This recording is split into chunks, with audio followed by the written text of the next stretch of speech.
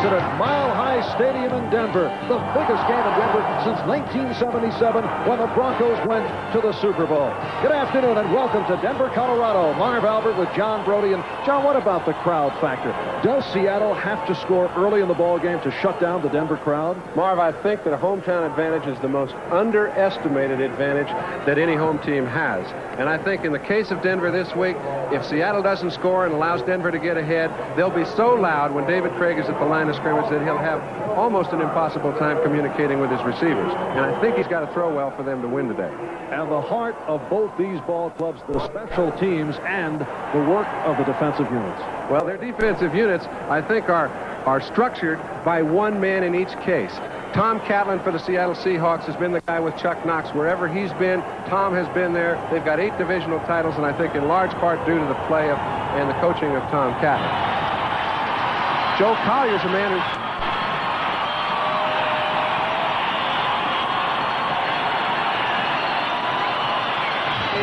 came in the offseason, did not have a chance to bring his own man, saw just how great Joe Collier was. And the thing that stands out in Denver is Joe Collier and the Bronco defense.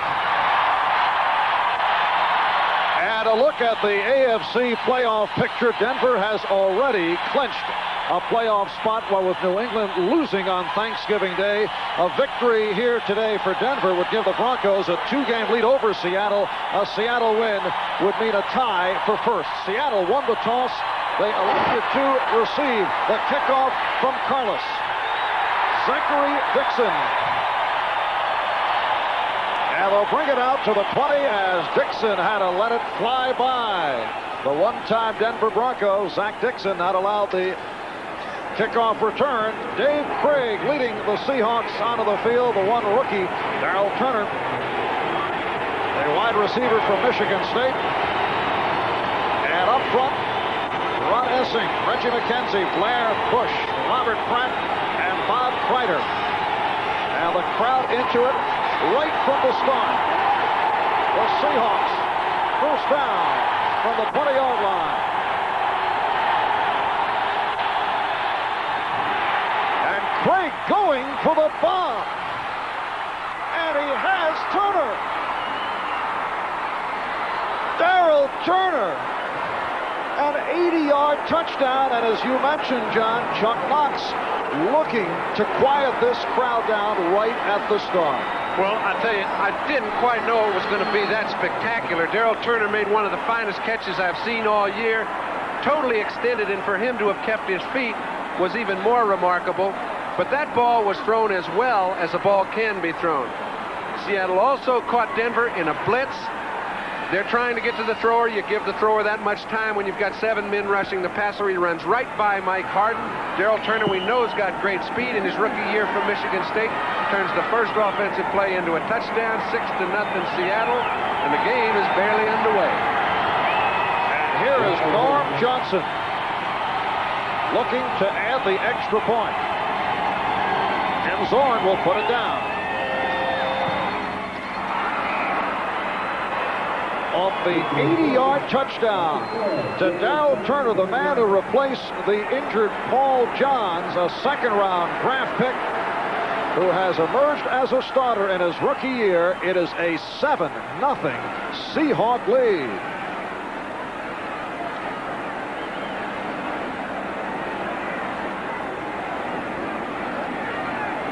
We'll be back with the Seattle kickoff right after these words. Well, the Denver Bronco defense began the day leading the NFL, allowing only 8 passing touchdowns, and Darrell Turner made it 9. Dave Craig has now thrown a touchdown pass in 15 consecutive regular season games. So here's the kickoff from Norm Johnson. And he will stay right there. Gene Lang, rookie from LSU, So they'll bring it out to the 20. Chuck Knox said before the ball game, we really have to give Craig enough time. Well, when they're rushing 7 players, you get 3.5 seconds to throw the ball. You're liable to hit a streaking wide receiver down the line. Darrell Turner just outran Mike Harden. Looks a lot easier than it is. Seattle off to the 7-0 lead. John Elway, who comes off the 5-touchdown performance against Minnesota last week with Sammy Winder, the lone deep back.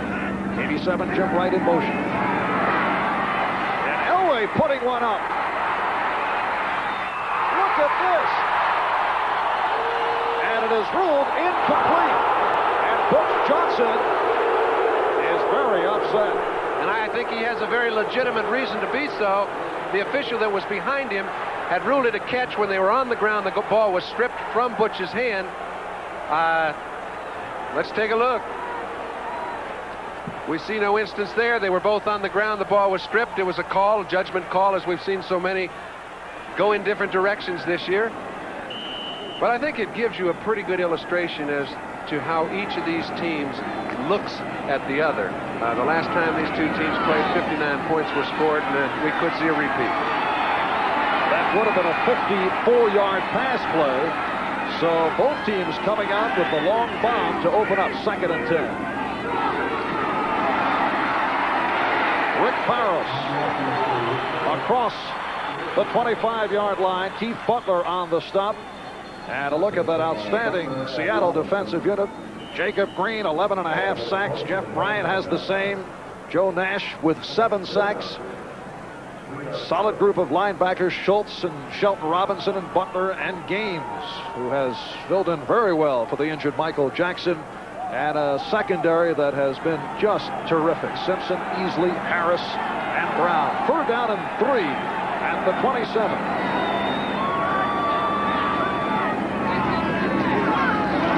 To the ground, and it's Rick Barros, stopped by Greg Gaines, and close to the 1st down. But he did not get to the 30-yard line. It will not be a 1st down, and it was just because of the play of Gaines, who held Barros from being able to move his back forward across the line with the ball. So a punting situation,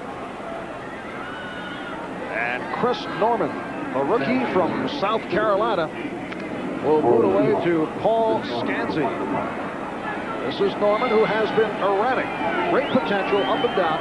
Got off some boomers during the course of preseason. Just underway at Mile High, and Seattle with a 7-0 lead off the 80-yard touchdown pass play. And Scanzi lets it bounce. A Denver hop. 63-yard punt for Chris Norman. When we return, it'll be a 1st and 10 from the 7 for the Seahawks. Well, that 63-yard punt by Norman has gotten the crowd back into it. Seahawks in possession, 1st down from the 7-yard line. Dorning and Hughes, the running backs. Dan Dorning to the 9.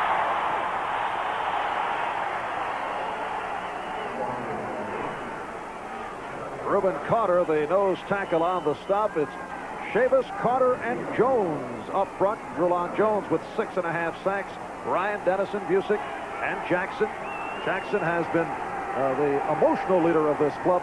And Randy Robbins replacing the injured Dennis Smith, out with a pinched nerve in his left shoulder. Robbins has played extremely well. He's a rookie from Arizona. 2nd down and 8.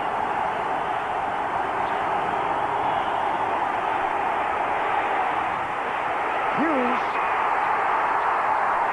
hit behind the line by the free safety, Steve Foley.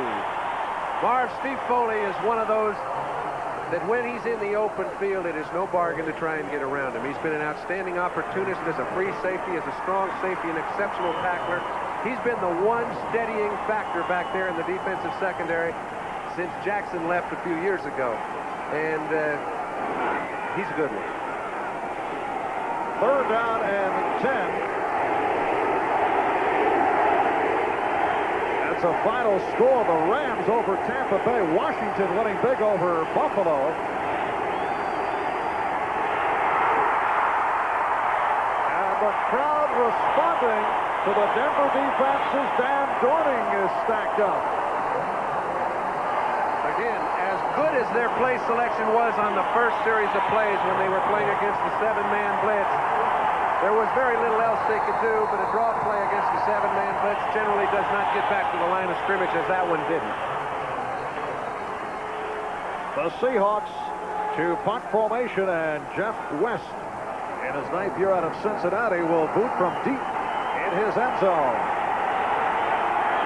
Gerald Wilhite awaiting the punt at midfield. Earlier this week, Denver waived Zach Thomas, who had been tentative. So Wilhite handling both kickoffs and punts, and comes up on it. Inside the 40. 33-yard punt. And Denver with very fine field possession. 1st and 10 upcoming from inside the 39-yard line. 4.5 gone by. First quarter from Mile High in Denver. The Denver Broncos taking over at the Seattle 39. The Seahawks off the first play from scrimmage, an 80-yard touchdown bomb to the rookie Darrell Turner, leading the Broncos by the score of 7-0.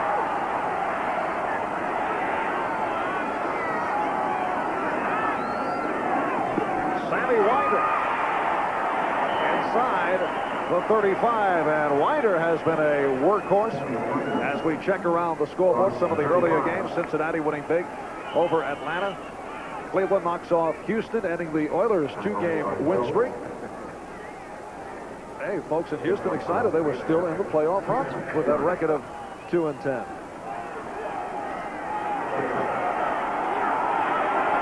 Second and 6 at the 35.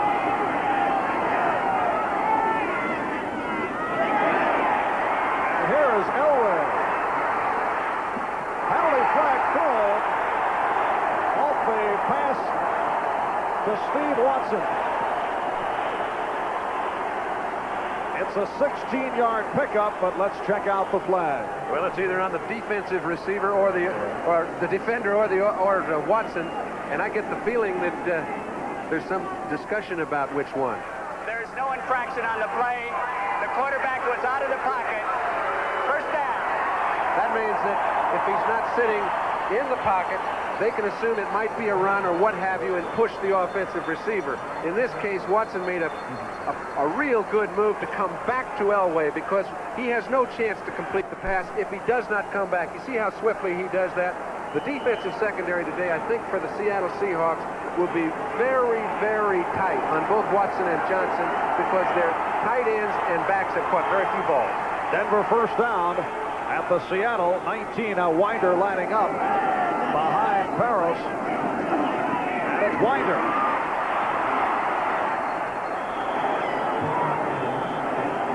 Battling his way to the 16, Jacob Green and Joe Nash combining on Sammy Winder, who did get some rest last week in the blowout against Minnesota. He ran for 75 yards, 12 carries. He's done the job, although he's taken some pretty good pops. He's taken a lot of good pops. He and Gerald Wilhite have both run the ball very well, and they do have a good offensive running game, averaging 4 yards a carry. And the other side of the coin, the Seahawks don't have a back that averages that. Watson to the right, Johnson in the slot. 2nd and 7 from the 16. Elway with time, and Keith Simpson going for the intercept. Well played secondarily, because we mentioned that they would like to press hard on the outside receivers. Elway knows that. He found a one-on-one coverage. Number 27, his halfback going straight down the field. He does appear to be breaking deep, but out to the outside lurks Keith Simpson. It was a zone defense. The play will not be effective if you do not lull the cornerback up. They did not. They come back with a 3rd down and 7. Just under 9 left. first quarter. Seahawks lead 7-0.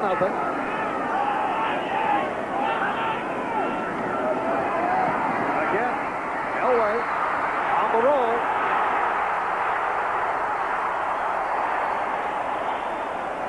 And close to the first down marker inside the 10. And John does something so well. He does not really want to prove his strength out here, but he had a chance to pick up a first down on a 3rd down and 7. Watch the move to get out of there.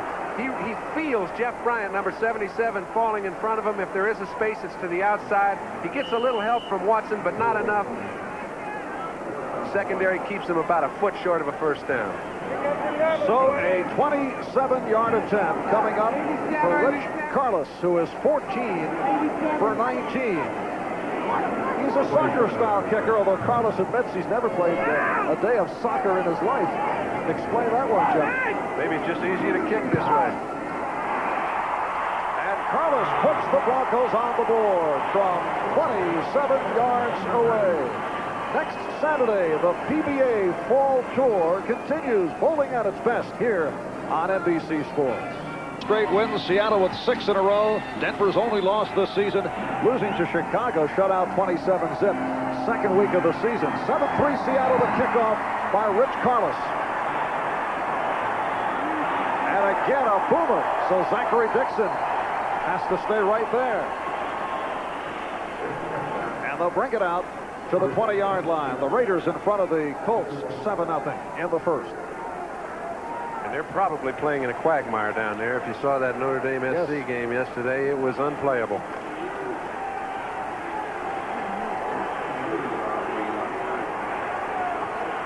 First down from the 20 coming up now for the Seahawks. Philadelphia knocking off St. Louis, so the Cardinals have gone the other way as of late. And so has Philadelphia in reverse.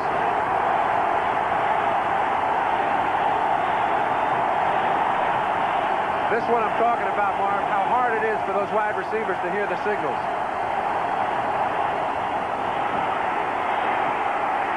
Craig goes to Dornick. Out to the 25. Steve Foley on the coverage. And again, Steve Foley is a tough man one-on-one. That's why they employ him as a strong safety to get up, force the back, and make the tackle. He can do it one-on-one as well as anybody in this game. A 2nd and 4 across the 25. Dave Craig, who took over as the starter the 9th week of last season. Since then, Seattle, a record of 17-6, including the playoffs. David Hughes, eluding the attempted tackle.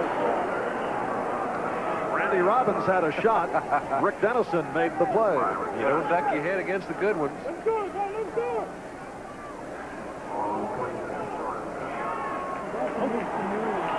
So 3rd and 1.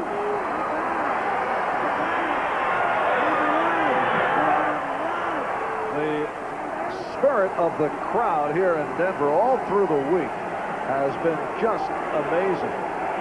The newspapers have treated it as it is a Super Bowl matchup. I saw the late night news last night, a couple of the shows leading with coverage of the Seahawks arriving at their hotel here in Denver. And the players feel it, and so do the coaches.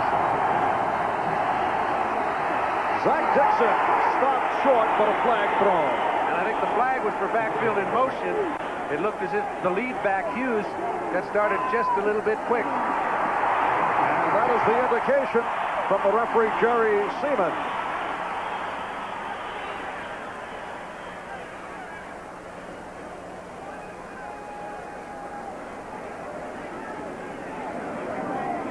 Jerry Seaman sorting it out. The umpire today, Rick Stewart. The head linesman, Leo Miles. Line judge, Bama Glass. Back judge, Paul Bates.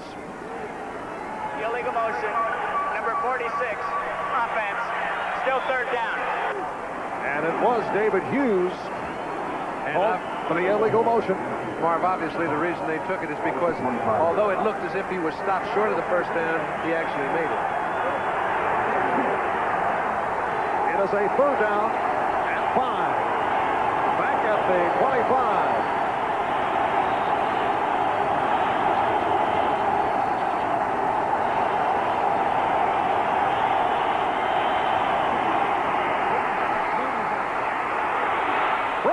it away, and a beautiful catch.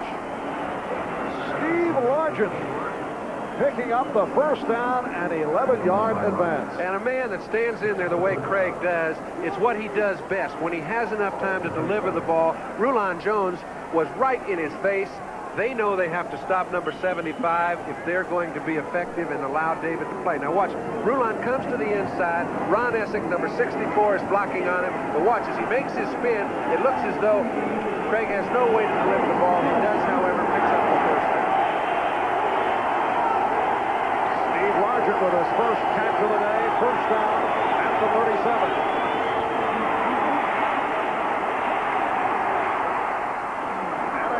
It's Largent. Another first down across midfield, a 15-yard pickup by Harden on the tackle. Largent is so shifty when he gets inside on that slot. There are no linebackers that can handle him. You take a look at the longest catch streaks. Largent's is 103. Whether he's now fourth all by himself or whether he's tied for fourth is immaterial, because I'm sure he'll be around for several years. This is only his 8th year. He's only 30 years old, and he'll be around for a bit. And, John, he has certainly been climbing into the upper echelons of the NFL record book in several categories. First down at the 48. Seattle leads Denver 7-3. And Dornick inside the 45. The nose tackle, Reuben Carter, the first to get to Dornick. Dornick, a solid all-purpose back, averaging just under 4 yards per carry. And we mentioned earlier that all their backs are. Chuck Knox says, we've started the guy who seems to have the semi-hot hand. And he said, yes, he said, and Dornick's been doing everything that we could ask of him in the last few weeks. That's why he started. That's a corrected score. St. Louis beat Philadelphia the other way around. Cardinals win at 17-16, and they hang into the NFC East. Second down and 5. Craig is 5 for 5, 111 yards. David Hughes. And he was tripped up by Randy Robbins. That's an intriguing statement by Chuck Knox, the semi-hot guy. He doesn't want to give full credit. No, what he means simply is that, hey, our running game is such that without Kurt Warner, we do not have a 4-yard back. All these fellas are different type purpose backs. We know that Dornick has been an outstanding pass receiver. He's been a tough yardage runner for them. They're making do is what they are. Third down and 5. Broncos with 6 men in the secondary. Lots of time. And he waited for the last instant to hit Byron Walker. He could not have waited any longer. Well, he had long enough, pal. He had about 7 seconds to throw the ball. Giving him proper time has been the #1 priority. Look at number 75, Rulon Jones, who's been an outstanding pass rusher for the past several years. Craig gets about 7 seconds to throw the ball. Essick, number 64, does a great job. Then you allow your receiver to come wide open. There is no one can cover any wide receiver all over the field for that length of time. Byron Walker out of the Citadel, keeping his streak intact, his 11th catch of the year. Every pass has gone for either a touchdown or a first down. First down at the Denver 28. Dornick, flag throw. Oh, he is all down, hit hard, and calling for a face mask. You may have picked that up. Lewis Wright on the tackle, and Dornick felt should have been a face mask. Well, so did Craig, and that's the concern. It appeared as though the first infraction was, oh, here we go. Whenever they start throwing 2 or more handkerchiefs, it's just best to wait and see.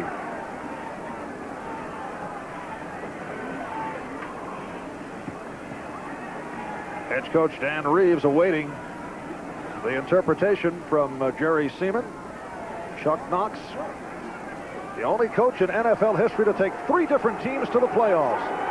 Defense, linebacker, still first down. Well, they call it the offside against Denver. And that can happen. Let's take a look and see whether Louis Wright actually grabbed Dornick's face mask. If that isn't a violent case of face mask. We all miss a few, but he just didn't get the call. Sets up a 1st and 5 at the 23.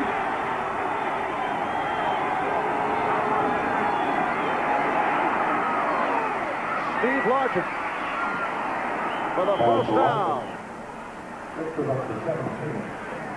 7 yards on the play. Ryan and Dennison on the stop. Largent is so nifty. He's never in a hurry. He knows how much time the quarterback has. He allows the linebackers to get out of there. There are some receivers who quarterbacks have made. I think this man has really helped every quarterback he's been with, to the extent that I'm not sure he couldn't play with Humpty Dumpty back there. He just makes everybody look good. His 3rd catch of the day. Humpty's problem could not roll out. Taking nothing away from David, by the way. Minute and a half left, 1st quarter. Seattle leading Denver 7-3. Craig looking end zone. Overthrows Dornick. Covered by the linebacker, Ryan. Craig's quite vocal today. This time he's getting on his own bench.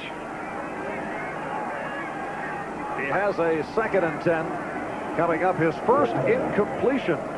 So Craig 8 for 9, 134 yards. Well, maybe when you hit 8 for 8, you don't think you'll ever miss one. I think at that particular time he was given personnel that weren't suited to the particular play that was called. And that happens a lot when you insert as many players as they do now. 10th play of the drive upcoming.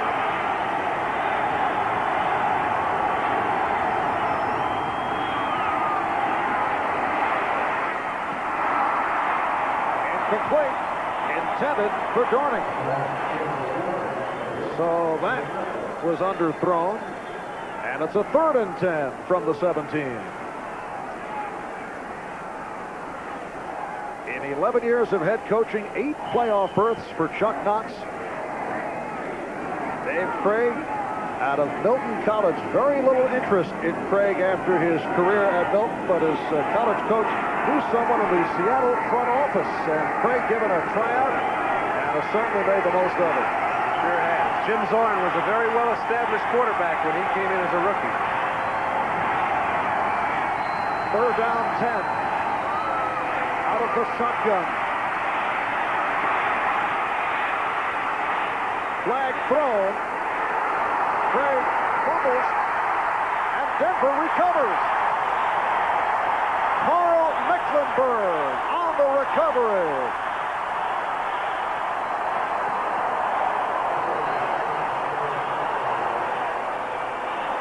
But there is a penalty flag down. As opportunistic as the Broncos have been throughout the year, Seattle has been equally so. But things have not gone Denver's way early.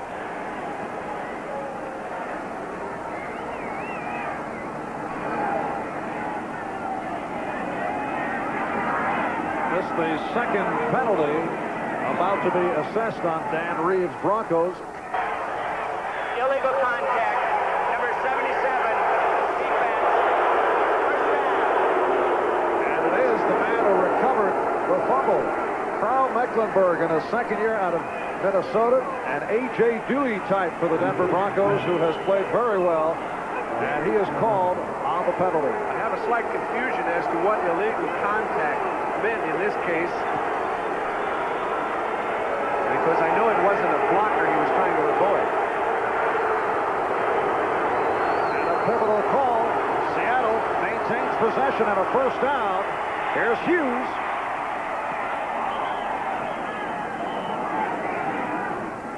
Only Miami and Philadelphia have had fewer penalties called against them coming into today. Denver has been hit with 2 here in the 1st quarter, and this 1st quarter now with 45 seconds remaining. And if you notice closely, Reggie McKenzie is starting again for the Seahawks. Knox likes to save his old veterans, the ex-All-Pros, for games of this size. Reggie just blew his man right off the line of scrimmage that time and allowed Hughes to pick up the 6.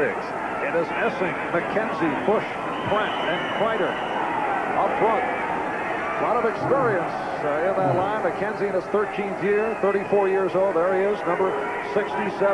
Bush in his 7th. Pratt, his 11th year, Kreider in his 7th. A timeout called. When we come back, it'll be a 2nd down and 5 for the Seahawks. Same drive for the Seahawks of Seattle. 2nd and 5 from the 7. 26 seconds left. First quarter. Seattle leading Denver 7-3. Largent in motion. David Hughes. And stopped by Lewis Wright. Big rush by Rulon Jones, who was all over Dave Craig. And as we see a 3rd down and 6, it all started because of an apparent turnover that was not given to the Broncos.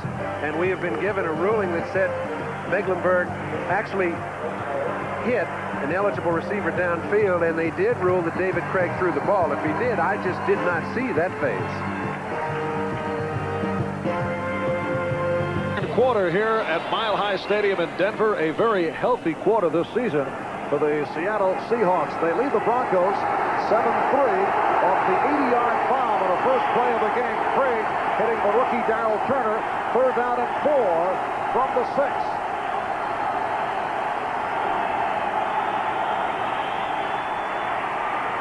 Here's Gorning. He has picked up the first down short of the goal line. And a flag thrown. Largent is very concerned. I'm sure it was called on him. He was trying to screen one of the defenders. I'm sure they ruled that he did so before the ball was in the air or caught.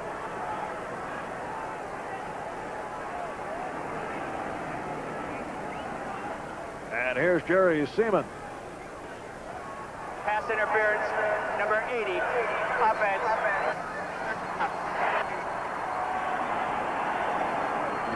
So the call on Steve Largent, and it sets it back to the 15-yard line. Seattle Seahawks coming at 10 up, 2 down.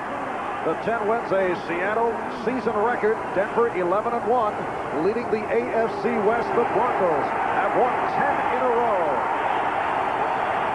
3rd down and 14. Largent peels off. And Craig throws end zone. Overthrowing, he saw the coverage. Darrell Turner, handled by Lewis White. He had enough time if any of his wide receivers had come open quickly, but Rulon Jones was there after about 3 seconds. He had to throw it into the cheap seats, give himself a chance for 3. So the field goal attempt coming up for Norm Johnson. Now, this is a 32-yard attempt before the season got underway. Seahawks special teams coach Rusty Tillman sent an 80% accuracy goal for Johnson. Coming into today, Johnson has been just sensational. 17 for 19 overall. And this one is good. Make it 33 yards for Johnson. So he is now 18 for 20. And the Seahawks move in front of the Broncos by the score of 10-3. Today's game is brought to you by Mazda and the full line of sophisticated Mazda products. By light beer from Miller, everything you've always wanted in a beer and less. And by your Firestone retailers coast to coast. Come on, America, drive over to Firestone.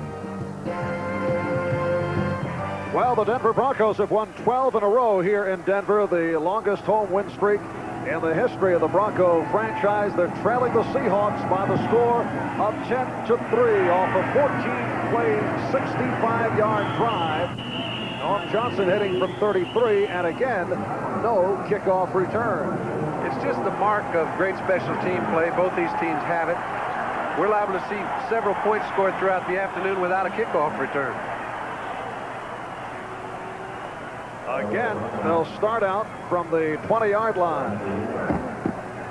80-yard pass play. Craig to Turner, first play of the game, giving Seattle a 7-0 lead. Rich Carlos hit from 27 yards out.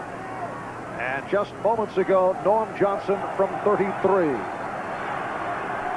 Seahawks with 136 yards passing thus far as John Elway gets set to start this series. Big rush. And he just did get it away. Jacob Green in the face of Elway. I think we might have gotten that one kind of half right. He just did get it away without getting caught because he obviously had no intended receiver. Tim Wright was somewhere within the vicinity, but they do call in the grass so often, and we see it being done now. And the combination of Bryant and Green, who have been awesome throughout the season, getting the within the grass call,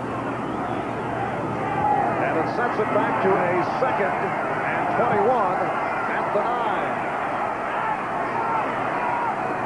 Winder, the lone D-back for Denver. And here's Winder across the 10. Bruce Schultz, the outside linebacker, 3rd year out of Texas, on the stop. You just see the philosophy of both teams. Now, the fact that Seattle came out firing early, they've still thrown the ball in relatively safe areas, a lot to their backs.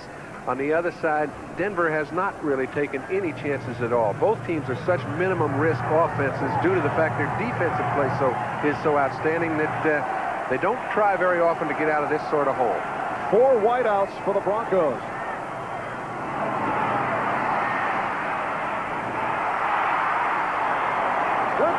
Sampson. Submarine by Terry Taylor. We saw Clint Sampson earlier in the year, Marv, and I mean, he took one of the straightest, roughest hits we've ever seen. He was out for several weeks. He came back, and he was subject to get a beauty there. Take a look at the secondary. Both Seattle safeties are favoring the outside receivers, and they're doing that because Denver has a tendency to throw to both outside receivers, in this case leaving the slot man Simpson open. So the 10-yard pickup sets it to a 4th and 7, and Chris Norman will punt from his 8-yard line. Paul Scansey awaiting the punt. And another beauty. He had a 63-yard punt earlier. Scansey, 25-30.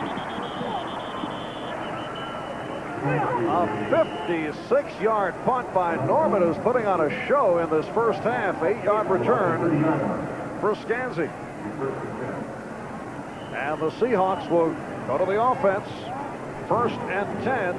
The ball spotted at the 30-yard line with 12 and a half left. First half. Before next week beginning 12:30 Eastern time. There is a chance of snow. They say about 20%. A nippy day here at Mile High in Denver. First down from the 30. And Craig throwing the bomb again for Turner. And again it's Darrell Turner with the great speed. He left Lewis right behind. And the one thing that it comes most noticeable is they're a bit indiscriminate as to who they pick on. That time they threw it on Lewis Wright, who's having one of his finest years ever, and Darrell Turner just ran away from him. Very seldom do you see a one-on-one situation with Lewis Wright where he doesn't have the best angle to the ball when the ball gets up in the air. This ball, just relatively well thrown, would have been another 6. Darrell Turner, who on the first play from scrimmage caught one that went 80 yards for the game's only touchdown. 2nd down and 10 from the 30. A lot of movement and flags thrown. Robert Pratt, the right guard, among those. Well, that one was... False start prior to the snap. Number 78. And they say the right tackle, Bob Kreider. Had good drop position, though, you notice? He set up very well. The procedure against the Seahawks, 2nd down, 15. Back at the 25, it's Essing, McKenzie, Bush, Pratt, Kreider up front. Swing around the scoreboard.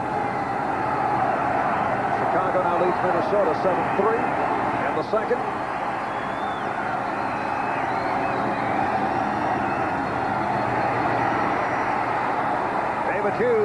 on the completion. Out to the 35-yard line.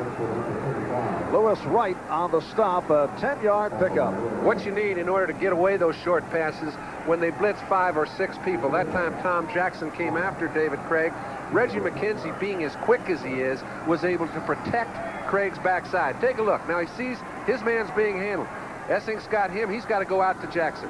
Does a good enough job to allow Craig to throw the ball in the flat, pick up 6 yards.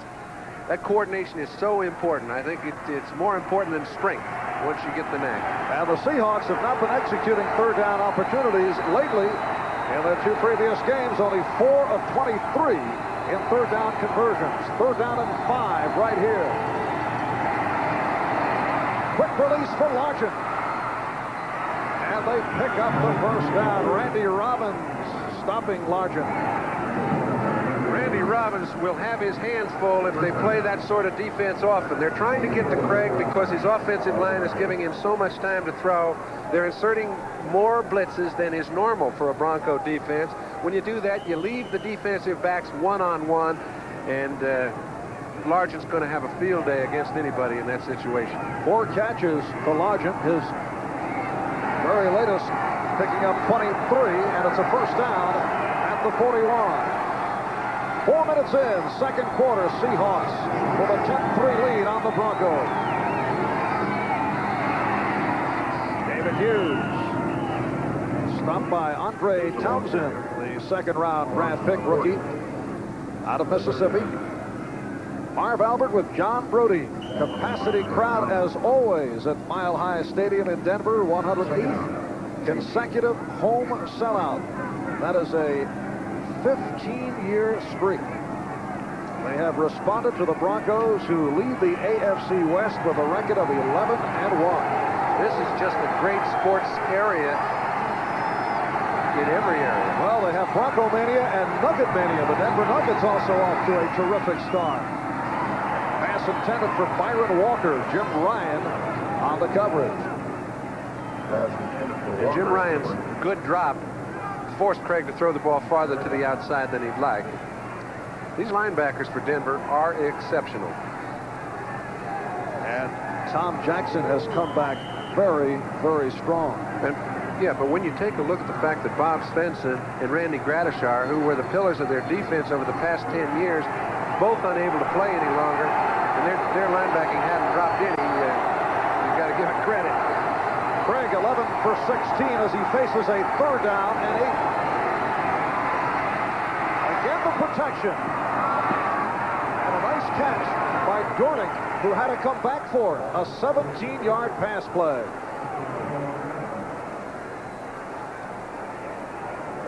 Dan Dornick, he is the all-purpose halfback used so often in pass play situations. Take a look at the last year's starters that aren't on this club any longer, and to think they're 10-1 or 11-1 at this time of the year, that means you've got to have a good structure.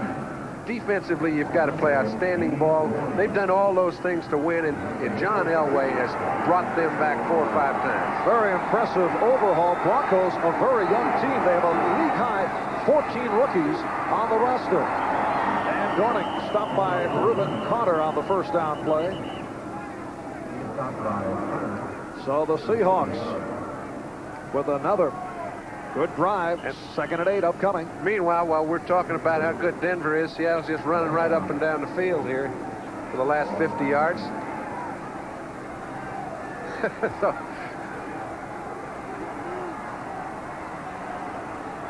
.840 left in the first half. 8th play of this drive.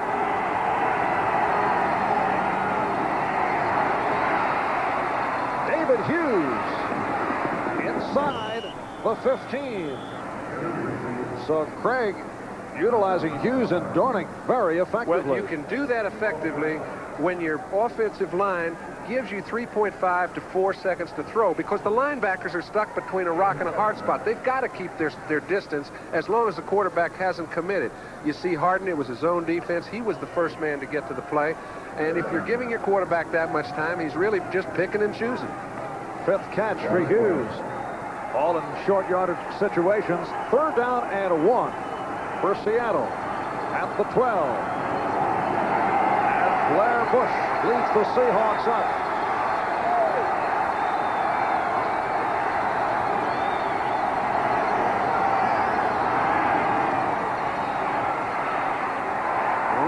Morris, the rookie from Tennessee, picking up the first down. Lewis Wright on the coverage.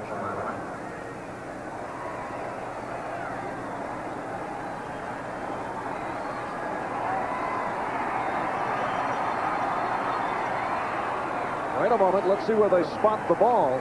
They gave him a pretty good spot. Well, apparently he fell short. It is a fourth down coming up. I think if I were the captain for the offensive team there, I might request a mark. So the Seahawks will go for the 3. Norm Johnson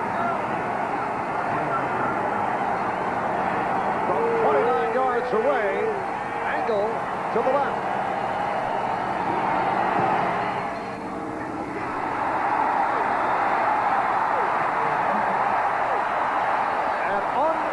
Upright. So Johnson not able to connect. We'll get another look at it.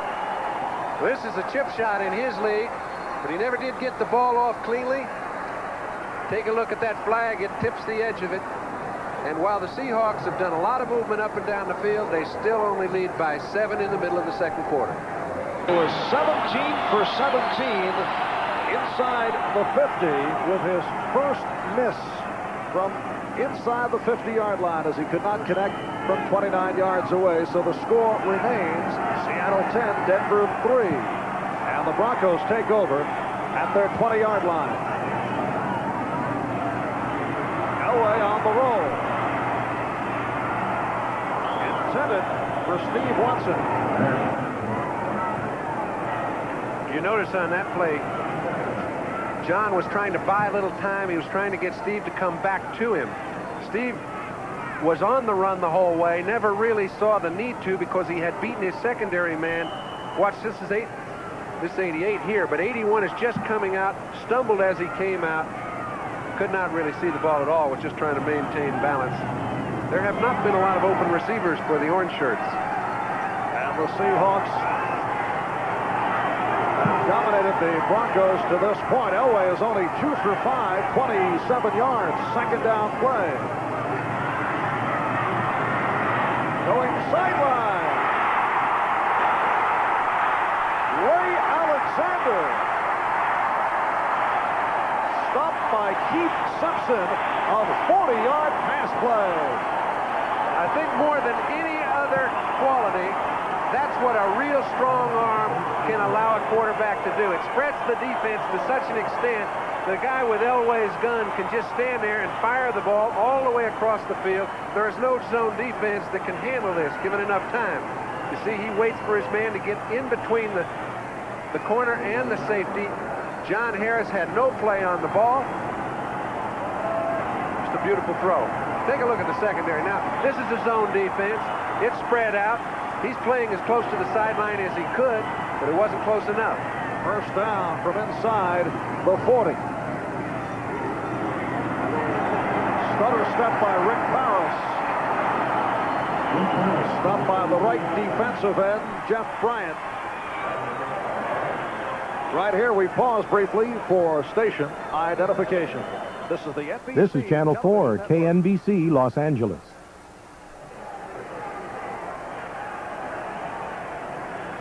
Marv Albert, John Brody from Denver, Colorado.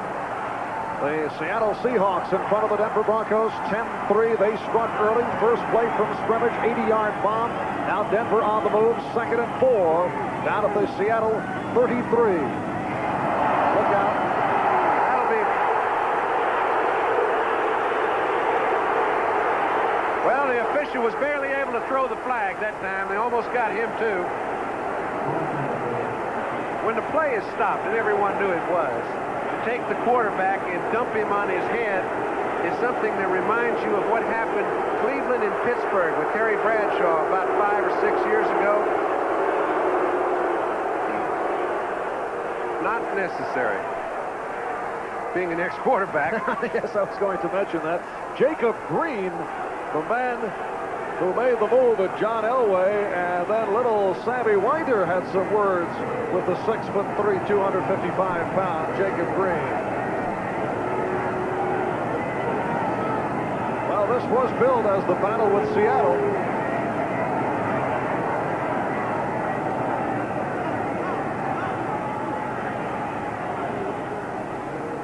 Well, Jerry likes to take his time. Offside, defense, penalty decline, personal foul, unnecessary roughness, defense.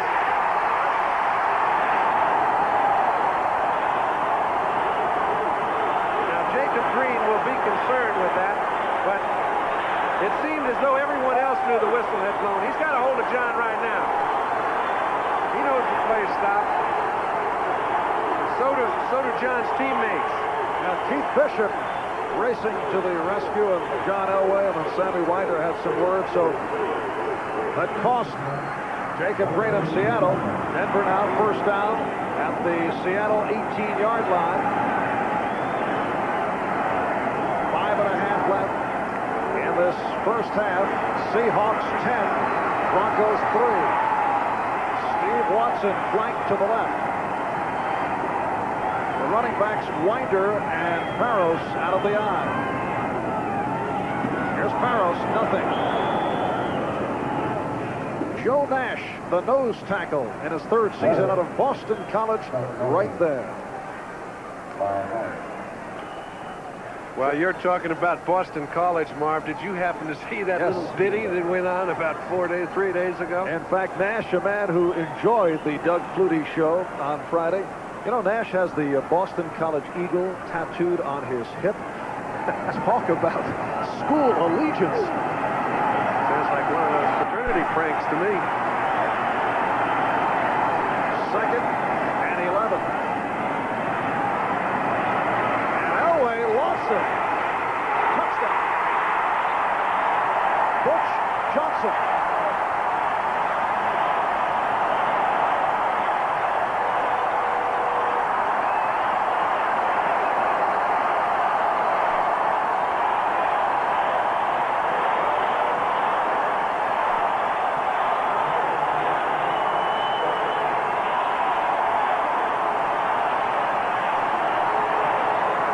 Butch is loving this, of course, but, you know, I think so many people have highlighted the strength of John Elway's arm, you tend to forget the touch that the man can use.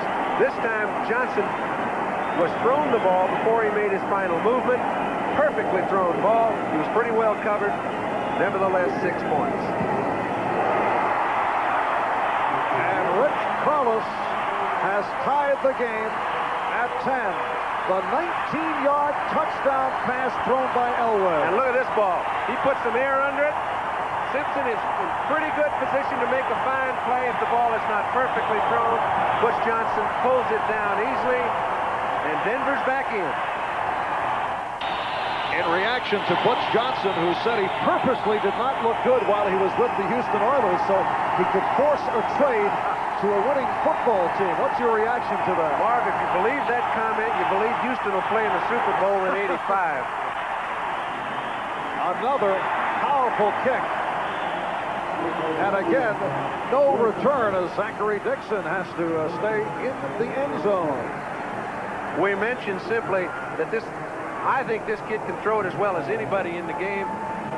He put a lot of air under that ball. Butch Johnson ran a very fine pattern to keep Simpson from being able to get in a position to make the play, and it's tied up. Sunday here in Denver. You think that guy can see? Seattle first down on the 20-yard line. Broncos 5 plays, 80 yards, capped off by the 19-yard pass from Elway to Johnson. Elway's 15th touchdown pass of the season. Craig off the play action. Nice catch by Largent. Lewis Wright on the stop.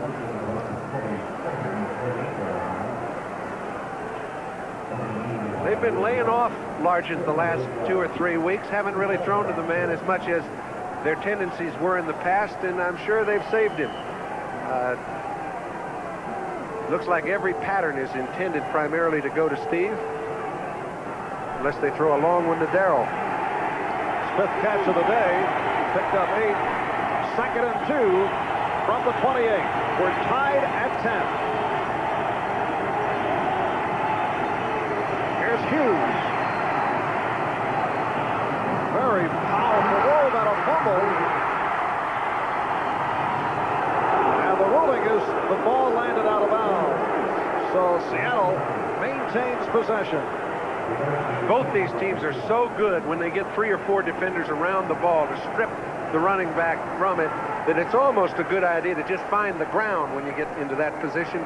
Hughes could not do so, and that ball just barely made it out of bounds before it was a turnover.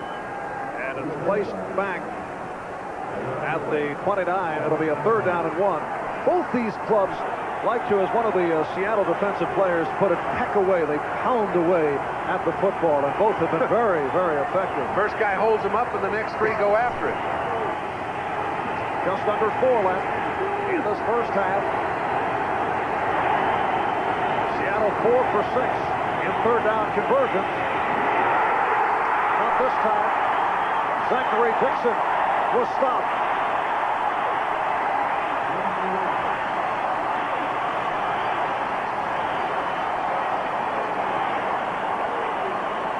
One of the Broncos is down. Looked to be Randy Robbins, the rookie safety man out of Arizona. Take a look. When it's so hard to get back to the line of scrimmage, all the Broncos are in a slant to the right side. All of them slipped right through the crease. The running back had no chance to get back to the line. And apparently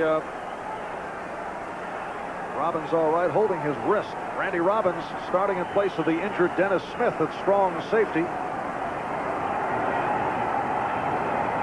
And Jeff West will punt it for 32 yards on his first attempt. Back at his 12. Gerald Wilhite awaits the punt at the 25. And he pops it up, but takes a Seattle hop. Not what West had in mind, but he did get a roll. This is the sort of game, Marv, where you don't see a fanny on the bench. I mean, they don't have a guy from either side sitting on the bench. And normally you'll see 15, 20 fellas sitting there. This game is...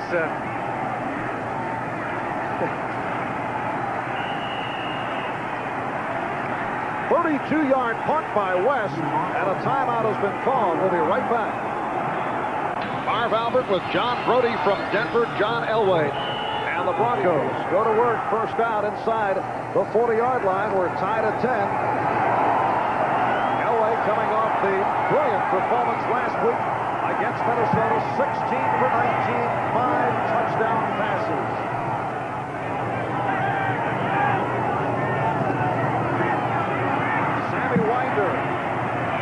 And again a flag.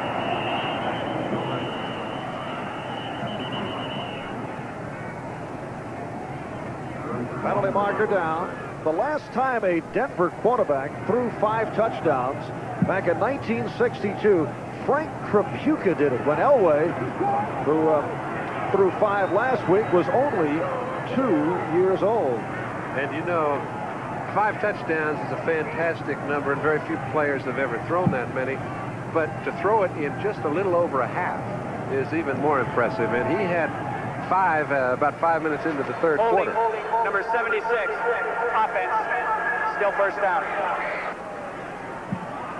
All right, the hold on Ken Lanier, the right tackle. What's the most you ever threw in here? I think we got 5 once or twice, and I think we lost the ball game, and that happens a lot too. But John's play just took his team and blew them right past the Vikings. Their offensive line's moving pretty well. They got picked for holding that time, but they've had pretty good surge. 1st and 17. Back at the 33. 3 minutes left, first half. Johnson in motion. Winder to the 35. And And the Broncos hearing it from the crowd. But, you know, so many times, and I think all young quarterbacks occasionally get thin-skinned, and I don't think John Elway is any exception. I think he's misinterpreted a few of those boos as being meant for him, when I think they're meant for the play calling and the play selection. And if you take a look at a minimum risk type offense, you're going to hear a few boos, but I don't think Dan Reeves cares. I like his record. Second down, 14. Here's the blitz. Look out. Elway getting it away. Intended for Sampson, but interference call. What a beautiful play by Sampson. And Terry Taylor will be called for the interference. Marv, that was a double safety blitz. Easley was totally uncovered. He camouflaged it so that he got there, and only a guy that's alert can get rid of the ball. Number 24. But you know you're one-on-one. You know the defensive back is to you. You can throw the ball up. Your offensive receiver has the best chance to get to it. Terry Taylor was the culprit. And actually, Clint Sampson made an absolutely fine move to go for the ball. So the break for Denver, giving them a first down at the Seattle 47-yard line. Interference on Taylor, the number 1 draft pick out of Southern Illinois. That's a 17-yard pickup by the Broncos. 2:18 left, first half. We're tied at 10. They go out of the eye. Now Johnson peels off. Elway for Johnson. And broken up by the combination of Keith Simpson, number 42, Ken Easley.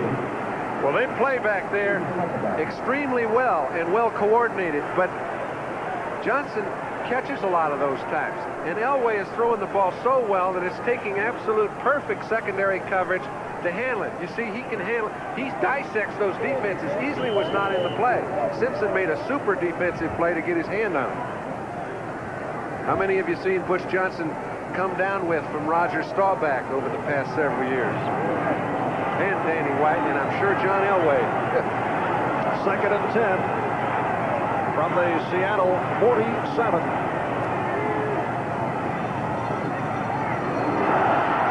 And again, Elway just did get it underway. And let's see, it was picked off. Dave Brown on the interception. The pass intended for Steve Watson. But again, the blitz. This time it was the outside linebacker, Greg Gaines, right at John Elway.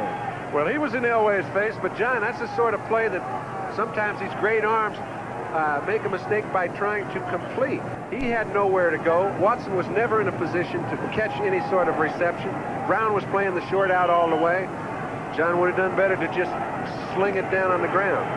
Dave Brown with his 8th interception of the season. He's now tied for the NFL lead with Ken Easley, depending on what has been going on elsewhere. First down from the 40 for Dave Craig with the time again and throws it away. And 2 minutes remain now in this first half in Denver. The Denver Broncos and the Seattle Seahawks are tied at 10. We'll be right back. Just under 2 minutes remaining. In this first half, we're tied at 10. Dave Brown just picking off his 8th interception of the season. And you can see where Brown stands among those still active in the NFL. And he and Ken Easley with 8 interceptions apiece. And another man on that active list, John Harris, with 33 interceptions. He was one of the top 5. So it just shows you how opportunistic that group has been over the past few years. Second and 10 from the 40. Craig is 14 for 20, 202 yards. And once again, Steve Largent, Carl Mecklenburg on the stop, and Largent with his 6th catch of the half. Well, you know, both of these teams have a featured receiver. For Denver, it's Watson. For the Seahawks, it's been Largent. And although they can both get deep, neither has great speed. Largent is a little bit niftier, Watson a little bit bigger, but Largent's having a field day now. 3rd down and 4. Dorning has the first down as Tom Jackson fell down. Nice cut by Dorning. Excellent, and that's what you expect of a real good situation 3rd down back. LA Raiders in front of the Indianapolis Colts. San Francisco leads New Orleans. They are at the half. Chicago, Minnesota. Bears up 10-3 in the second. And all the scores and highlights upcoming. NFL 84 back at our studios in New York. Bob Costas, Ahmad Rashad, Bill McAtee, and the Axe, who was not playing with a full deck on the pregame once again. 1:16 remaining in this first half as the timeout was called. Well, all the excitement and enthusiasm of college basketball is back. Join us next week for the beginning of new eras for 2 of college basketball's premier programs. First-year head coaches Joey Meyer of DePaul taking over for his dad, and Walt Hazard of UCLA battled it out in their first national appearance. Don't miss all the excitement. And that'll be right here on NBC Sports. UCLA and DePaul getting it underway next Saturday starting 2:30 Eastern Time. Would you explain that, I'd Philip? say you might consider him to be a little suspect. I know he loads up before the game, but when the snow starts, he's still in the same garb. That's when it really gets you to wondering. Well, there is a 20% chance of snow later on today. Temperature right now 38 degrees here in Denver. Minute 16 left in the half. We're tied at 10. First down from midfield for the Seahawks. The reverse for Largent. Gets about 5. Lewis Wright able to corner him at the far side. So Largent on the reverse. Well, if you take a look from end to end, they put a lot of people on Largent. They had 2 linebackers on the other side, so they assumed maybe they could get out around the containment. They weren't able to do so. The Denver defense is so active that to run anything laterally very long, you will get caught. Well, that was a move by the Houston Oilers that Bum Phillips would like to forget about, as they sent Largent away, and he has emerged as one of the great ones in the league. 2nd and 5. Dave Craig with time. Couldn't find anyone. And an underthrow intended for Byron Walker. Covered by Lewis Wright. Dave Craig has thrown very smartly throughout this half. He has not tried to force any balls, because when you do, that's when Denver's at its best. Louis Wright had his man covered throughout across the field. That's hard to do, but Louis can do it. And as you see, 1:02 remaining in the half.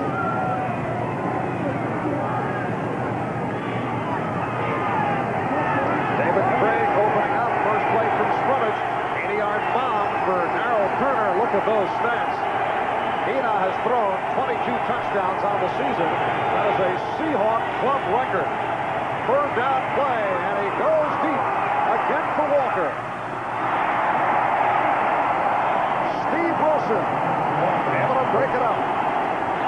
Tell you what, right now, Denver is playing Seattle's receivers one-on-one on the outside, and the Seahawks have not been able to shake free. They're playing them one-on-one because they're putting more attention on Largent.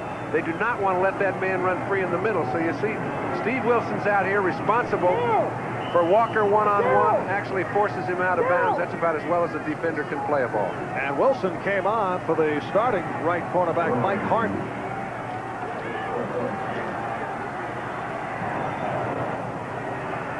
All right, Jeff West. And let's see where they spot it. With 49 seconds remaining in the half. Again, a short punt by West, 32-yard punt. That's right. But remember, Denver has not taken any timeouts. They have 3 left. since they've got the ball, I don't think they're going to try to do anything smart. They'll try to get it out of there with a running play. Seattle only has one timeout left, and because of that, they cannot force them to stay down there and make them punt. They could run the ball out if they don't get a good play early. Now the ball marked at the 13-yard line. Sammy Winder, the lone deep back. First down from the 13. Here's Winder. Out to the 18 with 42 and counting. If they let this thing wind down, and I'm pretty sure that Dan Reeves is going to do that, you'll hear a few boos from the stands. But you know, you can't hardly criticize success too harshly. And he takes all the heat, but he also takes the victories. Well, with a record of 11-1 and leading the AFC West. And Reeves can take the reaction from the crowd, or a portion of the crowd. Now the cheers as the Broncos and the Seahawks head back to the locker room. At halftime here in Denver, it's the Broncos and the Seahawks tied at 10. Seattle striking early. 80-yard pass play from Craig to Turner. 27-yard field goal by Carlos. A 33-yarder by Johnson, who missed later from 29.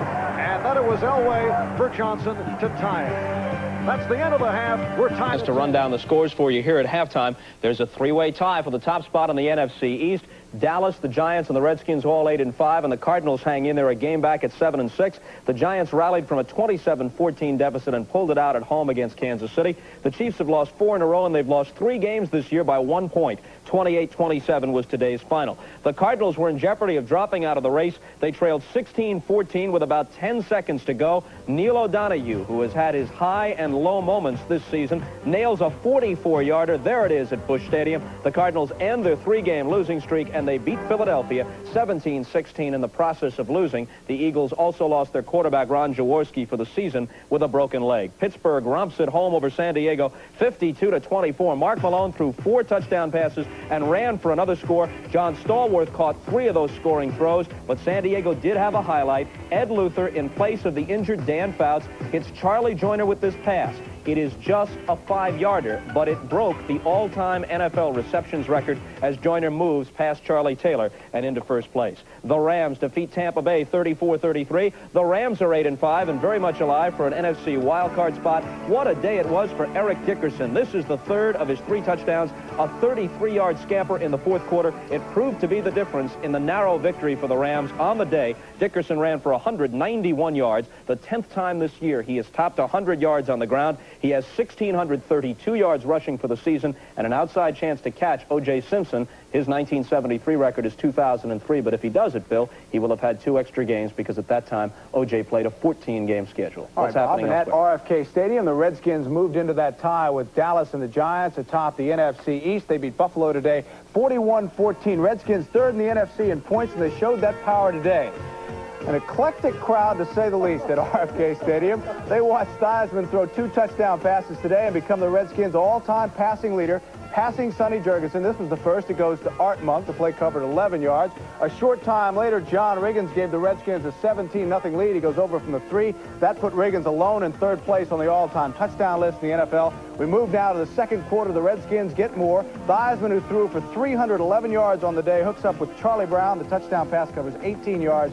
41-14. Redskins. Washington goes to 8-5. The Bengals won today in Atlanta. They had to hope Pittsburgh would lose to San Diego, which didn't happen. So Cincinnati's still barely alive in the picture in the AFC Central. Cleveland handles Houston today 27-10. The Browns have now won 3-4, and they're 3-2 under Marty Schottenheimer. The Cleveland defense played well again today, and Paul McDonald threw 3 touchdown passes. Bob. Okay, thanks, Bill. And the big game, the game's in progress now, the one most of you are watching, Seattle at Denver. They're tied at 10 apiece at halftime. Dave Craig, an 80-yard touchdown pass to Darrell Turner. John Elway also has a touchdown throw for the Broncos, tied up at 10 apiece. The Raiders lead Indianapolis also at halftime 14-0. If the Raiders win, they'll take a one-game edge on New England in the battle for the final wild card spot in the AFC. San Francisco, with their record of 11-1, can clinch the NFC West and home field advantage throughout the playoffs. If they beat New Orleans today, they lead them at the Superdome 7-3 at halftime. And Chicago, looking to wrap it up in the NFC Central, records 4 first-half sacks. They lead Minnesota 17-3 at halftime. Now let's turn to Kurt Warner. As most of you know, Kurt was injured in the first game of the season against Cleveland, and so the great Seahawk running back is out for the year. I know you'd rather be in Denver, but we appreciate you joining us here, Kurt. Give us your impressions of that first half, your ball club against the Broncos. Well, I think offensively it's been a very controlled ball game. Dave Craig has done what they had said they would do. Earlier this week, I talked to Dave Craig, and he said that they were going to try to control the ball, hit the backs coming out of the backfield, hit a variety of receivers, and they've done an excellent job in doing that. On the other hand, they've missed a few scoring opportunities. They had the ball down on the 10-yard line and were unfortunate in scoring, very unfortunate, and Denver had a chance to come back, and the momentum shifted, and they were able to come back, and now it's a 10-10 ball game. But it's been an excellent ball game. Very briefly here, is the altitude a problem for visiting players in Denver? Yes, it is. I guess, being at the Mile High Stadium, it can be tough. I know for me, last year when I went to Denver, it was tough in the first part of the game because you're not getting the kind of oxygen capacity that you would normally get in Seattle or somewhere else. But it can be tough. All right, Kurt, thanks very much. If time allows, we'll speak more with Kurt Warner on our post-game show. Right now, NFL 84 halftime activities will continue in just a moment. Stay with us. As we continue now with the halftime show, we have another installment of Charlie Jones' ongoing feature, the AFL Remembered. This time, Charlie takes a look back at some of the league's great quarterbacks. The American Football League came along and said, we don't want to be just like them, we want to be a little different. So let's get some people out here and, and throw the football, put that ball in the air, because we don't have the people out watching us.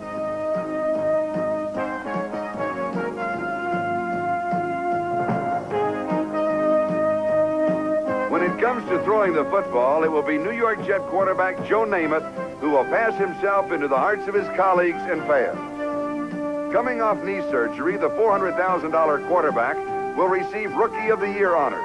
And in 1967, he will set a record when he passes for more than 4,000 yards.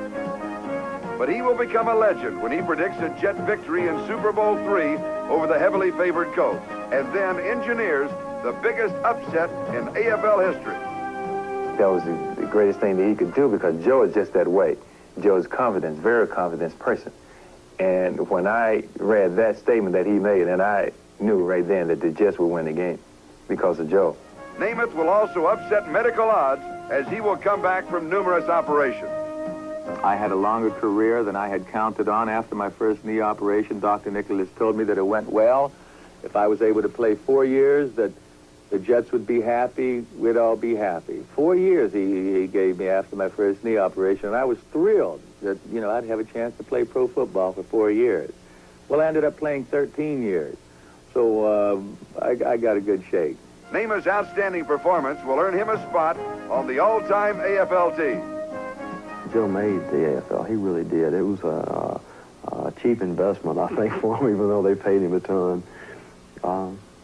To me, he's Mr. AFL. That's what made it turn. When it comes to passing accuracy, Kansas City Chief quarterback Lynn Dawson sets the standard. Dawson, an ex-NFL quarterback, will offer weekly seminars in pinpoint passing. He will toss his way into the AFL record book as the most efficient passer of all time. He was a quarterback who didn't have all the talents of a Namath, of LaMonica, and a lot of other guys. He had the 25% drive that they didn't have. I had a lot of talk about people public-wise about Lenny not being able to throw the ball this distance and that distance. All Lenny and I had done was work together. Jack Kemp of the Chargers and Bills will make the most AFL connections, and years later, he'll be remembered for one of his many contributions. Now I'm known as the player who handed the ball to O.J. Simpson. I mean, that's about, the little kids in Buffalo asked me if I ever played with O.J. Simpson. So I spent 10 years in the AFL, and I'm known in Buffalo as the quarterback who handed the ball to O.J. Simpson in his first year. But, I mean, that doesn't bother me. Doesn't bother me. And lest we forget, there's the underrated John Hadle, who makes lightning strike in San Diego. and the Raiders' irrepressible Darryl LaMonica, who will demonstrate his version of a surface-to-air missile. In our next segment of the AFL Remembered, we'll look at the AFL's folk hero. And we'll have that Charlie Jones story about George Blanda as part of our NFL 84 pregame show next Sunday before the Raiders take on the Dolphins in Miami. And right now, NFL 84 halftime activities will continue in just a moment.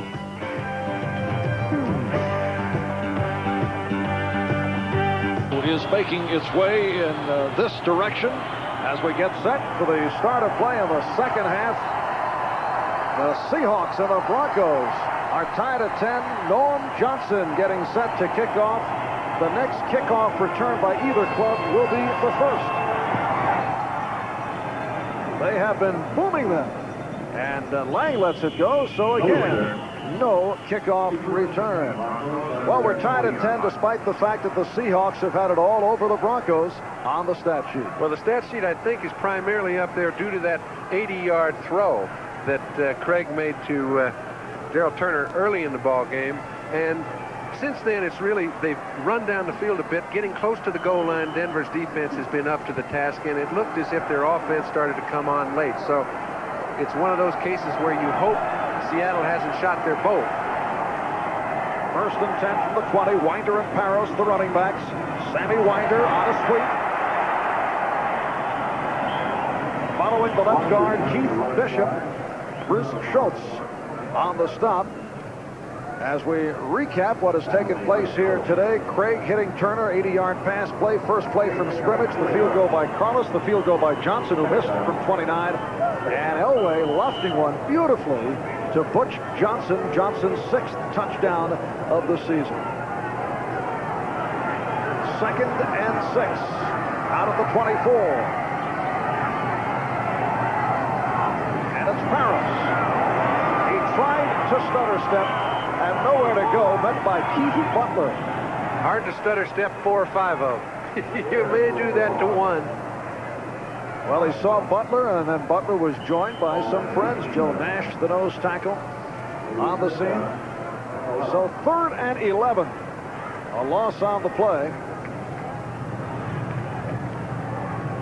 Rick Barros, 5 carries, only 8 yards. We are just underway. 3rd quarter. Marv Albert, John Brody from Denver, Colorado. And Elway hanging in, goes incomplete.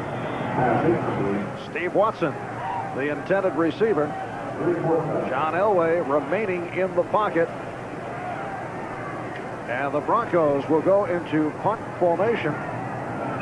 Chris Norman came into today's game with more punts than anyone in the NFL, and he has had a couple of boomers here this afternoon. He's averaging 60 per punt, and that includes the 63-yard on his first attempt.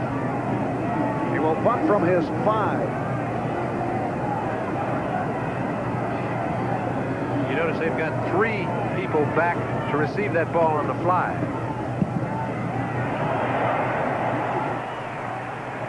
And it's Paul Scansey. Across the 45, so another good one by Norman. 51 yards, 16-yard return. Randy Robbins on the tackle. You know, good special teams adjust very swiftly. And you mentioned the kicking game for Denver was so effective in the first half. They put 3 people back there to make sure that ball didn't hit the ground and roll 10 or 15, and it resulted in a very good punt return. Seattle now, first down from their 46. Dave Craig, the quarterback. The running backs, David Hughes and Dan Dornick. They have gone most of the way. That's Largent, number 80, in motion. Here's Largent to the 48. And with that catch, Steve Largent has tied Bobby Mitchell for number 10 on the all-time NFL reception list with 521. You know, and all of those players are players who played for a long period of time, Marv, 10, 12, 14 years. Largent's done it in 8, and, you know, you see no limit for the man. That occasion, he was covered by 2 linebackers, dissected them both, and was wide open. Second down and 3. Dornick. And short of the first down by a yard, Barney Chavis on the tackle. And this has been the toughest situation for the Seahawks all afternoon. 3rd and 1. They have not been able to pick up that first down. They've been beaten at the line of scrimmage by the Denver defense. And here they are, 3rd and 1 again. Let's see if they can finally get some movement out of their offensive line. I'm not sure I wouldn't throw in this situation. If they have a 3rd and short yardage throw, I think we'll see it. And the Seahawks, Chuck Knox going double tight end. Mike Tice has come on, joining Charlie Young. They're packed in solid. And he will throw. Intended for Tice. So Knox looking to pull a surprise on the Broncos. Well, evidently he didn't surprise us, and he didn't surprise the Broncos. That man was double covered. Mike Tice is not known for his speed. You're going to have to fool people if Tice is going to come open. You see, he was covered all the way. Nobody fooled. Foley underneath. Louis right deep. That's a mismatch for the defense. Mike Tice, the huge tight end of 6'7", 250 pounds. Jeff West with his 4th punt of the day. Here's Gerald Wilhite, who's averaging 12.5 per punt return. And West with the angle attempt. And contact made. Let's see what the play. Yes, a penalty flag down. If they don't get one on that play, they will never get one.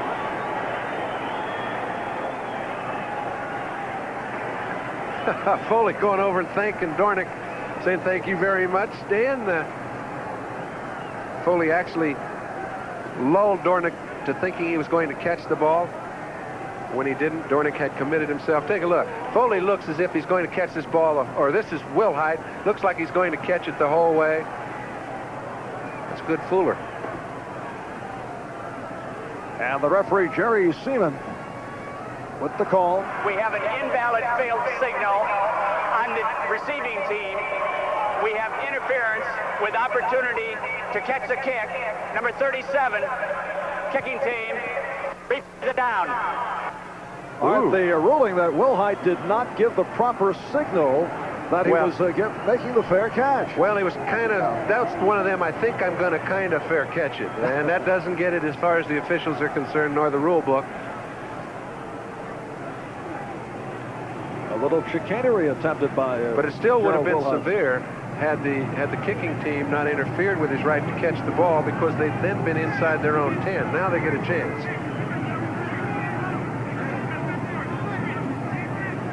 So West will kick again. All 3 of West's punts have been 32 yards, but all 3 not returned.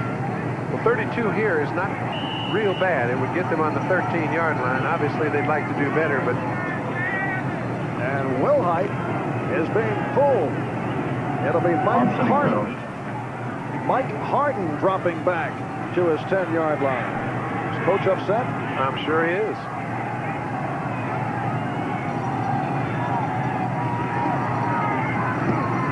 And the punt by West, a pop-up. That's an unusual situation where a guy on the field is dramatically pulled off. Other substitutions you might not notice, but a man back in single safety being pulled. You notice that. And this will go down as a 16-yard punt. Well, you see, Gerald Wilhite is a little disgusted with himself. He's not been inserted into the offensive structure very much throughout the afternoon. I'm sure he'd love to contribute. This is the biggest ball game probably in his career, and he has to sit most of it out. For the Broncos, well, Gerald Wilhite made a mistake, but it gained the Broncos, what, 20 yards? The way it rolls. I don't think Dan Reeves is thinking that way. Elway pursued.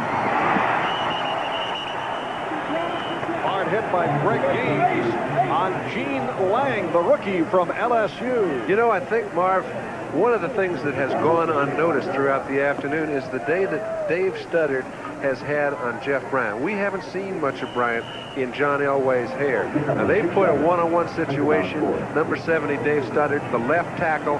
It's a very hard thing to contain either one of those defensive ends, and Dave has done an excellent job so far. And he has allowed only 1 sack this season. That's an amazing statistic. The best tackles allow about 7-8 a season. Broncos feel he's all pro. 2nd and 4 from the 35. And Elway unleashes one. Looked to be a little movement. Let's see, was there a flag thrown? There are complaints being made by both clubs. There are always complaints, but I did not see any yellow flag. I think Dan Reeves made a very descriptive complaint.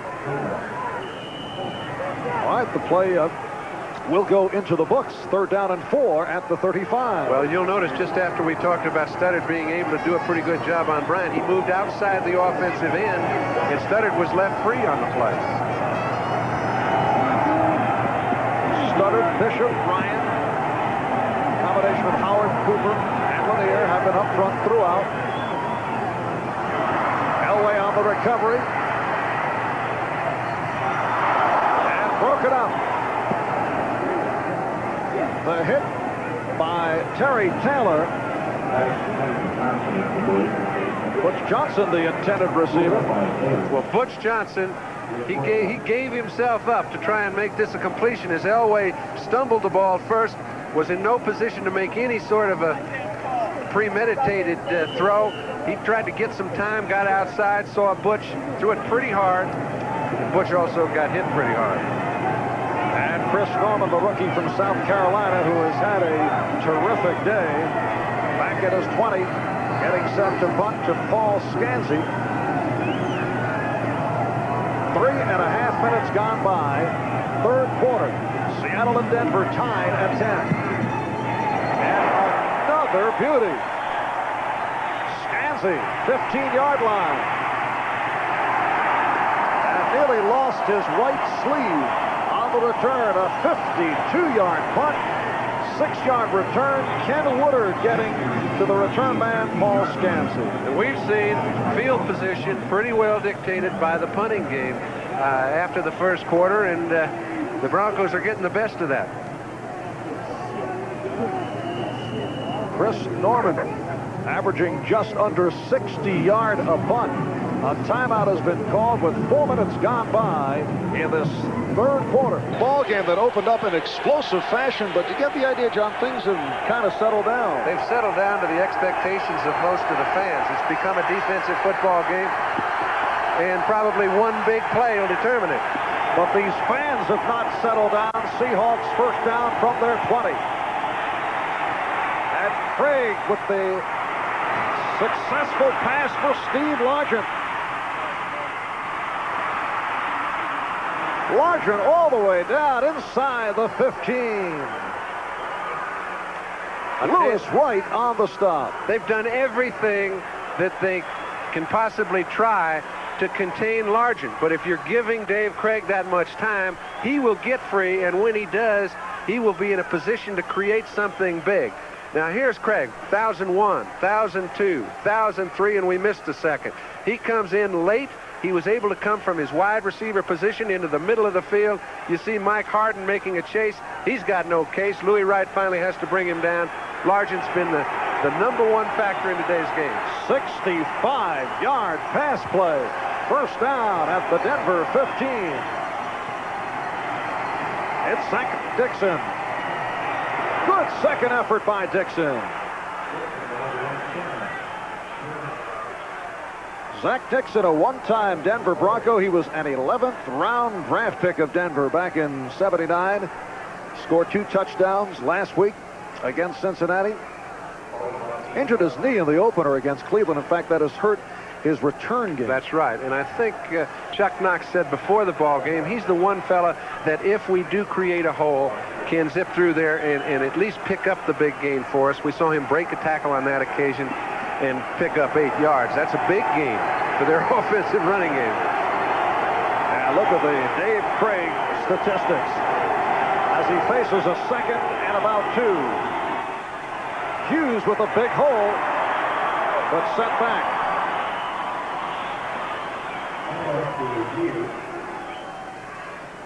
David Hughes looking for the first down marker, but stopped by Rulon Jones and Walt Boyer. Again, this is where the Broncs have been very stingy. The Seahawks have been in this position, this being their 4th time today. They got 1 field goal, missed 1, and now they're down here again. And it's a 3rd down and 1. Talk about the Broncos defensive unit being stingy. They have certainly been stingy against the run. Hughes with 13 yards, 5 carries, 13 yards, represents the leading Seahawk rusher for the day. And Craig to put it up. Touchdown Hughes. David Hughes wide open. And that was a 4th receiver. He was trying to go to the other side of the field to Mike Tice. It was supposed to be a Fuller, a little rollout, but Hughes and David Craig coordinated beautifully. He was the 4th receiver, and if you take a look at Hughes, number 46, he's in here blocking, looking around. Now he sees an opening. If Craig has a problem, maybe he'll come to me. He's smart enough to realize Hughes is in the area as a 4th receiver, comes wide open, beautifully executed play. 2nd touchdown of the season for Hughes, 1st on a reception, and Norm Johnson looking to add the extra point.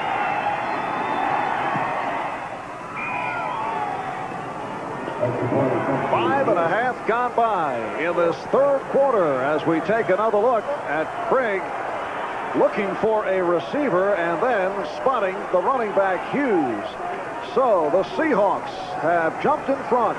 They lead the Broncos by the score of 17-10. Kickoff of the day coming up that is combined for both clubs. And we've yet to have a kickoff return as Norm Johnson gets set for the approach. Seattle with 4 plays, 80 yards. The big one, the 65-yard pass play between Craig and Largent leading to the touchdown. And our first return, it's Gene Lang. Out to the 25-yard line, Terry Taylor on the stop. An 18-yard return. Let's take another look at that Craig to Hughes touchdown pass. Marv, so often we sit and judge quarterbacks by the strength of their arm. Now take a look. Here's Craig. He's coming out to the right side. This is a Fuller look. He wants to come back to Mike Tice, his tight end, cutting underneath. He can't do it now. He's got to buy some time. The presence of mind is so important in the position of quarterback to be able to come to your 4th receiver, and Hughes was perfect in his timeout. David Hughes out of Honolulu, Hawaii, now living in Kirkland, Washington, putting the Seahawks on top. First down for Denver from the 25. Big hole. Sammy Winder out near the first down marker. Keith Simpson up from his left cornerback spot to make the stop. Let's pause briefly for station identification. This is the NBC television network. This is Channel 4, KNBC, Los Angeles. With John Brody, I'm Marv Albert from Mile High Stadium in Denver. The usual capacity crowd, better than 75,000 on hand. The Denver Broncos 11-1. They've won 10 in a row. Seattle Seahawks 10 up and 2 down. They have won 6 in a row. Winder picked up the first down at the 35. Here's Winder again. Butler and Robinson combining on the stop. A short pickup for Winder. You just named 2 of the players that have been so instrumental in the Seahawks' success throughout the year. Throughout this afternoon, their defensive line has played pretty well, and neither team has really moved the ball much on the ground. It's been upstairs that all the damage has been done, and I look for John to get up there immediately. What a turnaround the Seahawks have accomplished defensively with the same people. The only, let's see, Keith Simpson, who regained his starting spot at left corner. Off the swing. Low height. First down and much more.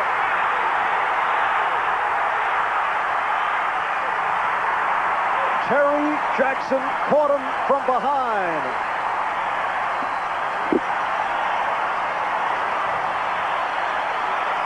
There is a flag, Marv, but we do not know on who.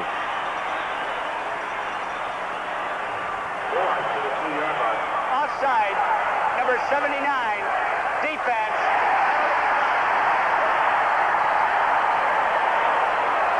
how often have you seen where somebody that is really embarrassed, like Gerald Wilhite was, we see Jacob Green jump just before the snap. It was incidental to the play. The play being Gerald Wilhite's little quick swing pass. Now, this guy had to be embarrassed when he was taken out on that punt return. You can see the anguish on his face. Gets one more opportunity. He's the guy that was expected to do great things up here in Denver when he was drafted out of San Jose State, and I'd say he's made his keep right there. 63-yard play. And the Broncos, trailing by 7, have a 1st and goal down at the 2. Lang and Winder, the running backs. It's Lang. Touchdown.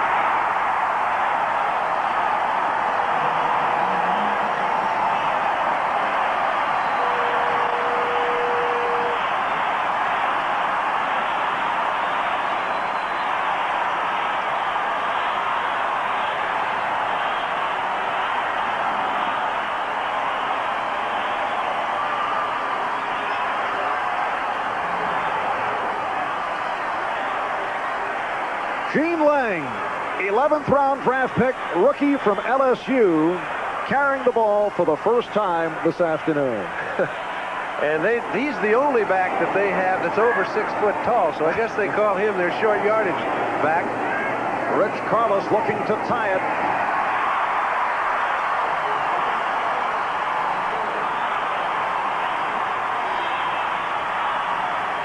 Bill Bryan, 64. Keith Bishop, 54. Excellent cross block. That gives Lang a chance to slip through that small crack and tie the score. I think this game's going right by the book. People said it would be close. I don't think they expected quite as much offense. But if you look at number 7, you'll see all players are highly involved.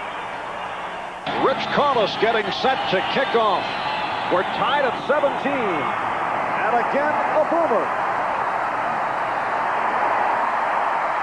Dixon and Morris had to let it fly by. I wonder where they're going to have to spot that ball to create kickoff returns. They've moved it back 5 yards in the past 5 years.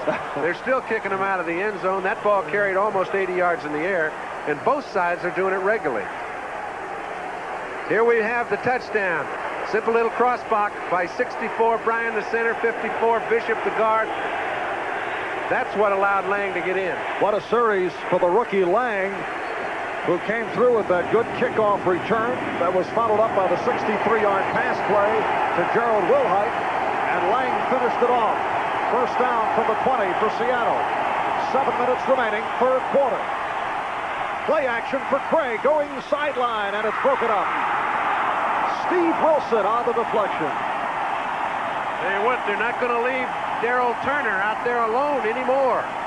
Steve Wilson was in on the deflection, and as soon as that ball's touched by a defender, you can unload on the intended receiver, which is exactly what is done. Take a look. As soon as this ball is touched, Wilson touches it, and Foley touches Turner. And Mile High is rocking once again. Tied at 17. Craig, 19 for 29, 292 yards, 2 touchdowns, has a 2nd down 10. Nice catch by Dan Dorning, but short of the 1st down. Busick and Dennison. On most every occasion, Marv, and I hate to interrupt, it's like Craig has picked out the right receiver. He's picked out the open man.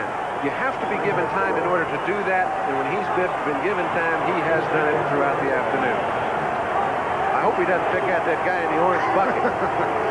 4th catch for Dorning.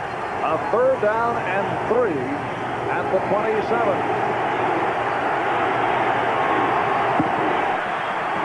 And now Craig facing the crowd once again. Penalty flag down. Here's Hughes. And we'll have to see where they mark it. I think it's offensively. I don't think he made the 1st down for Well, hey, it looks like they may have spotted it to where he did make it. And if so, the Seahawks were in motion, I believe, and it will be brought back. Busick and Jackson and Wright on the stop, stacking up David Hughes. Illegal motion. Number 33, offense. Still third down. And yes, it is a motion on Dan Dornick.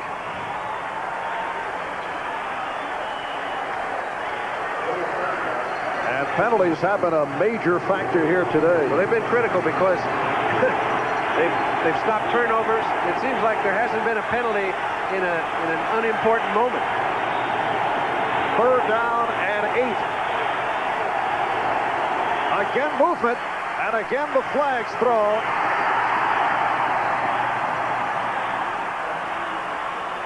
And we'll have to check out the penalty call. Looked like it might have been right down there in the front line between Blair Bush and Robert Pratt, but we shall see. False start prior to the snap.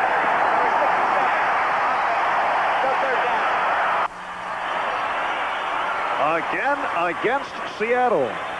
You can see Reggie shaking his head. It's so hard to hear, Marv, when you're Seattle playing on the road. We mentioned the effect that the crowd can have on an offense from an opposing city.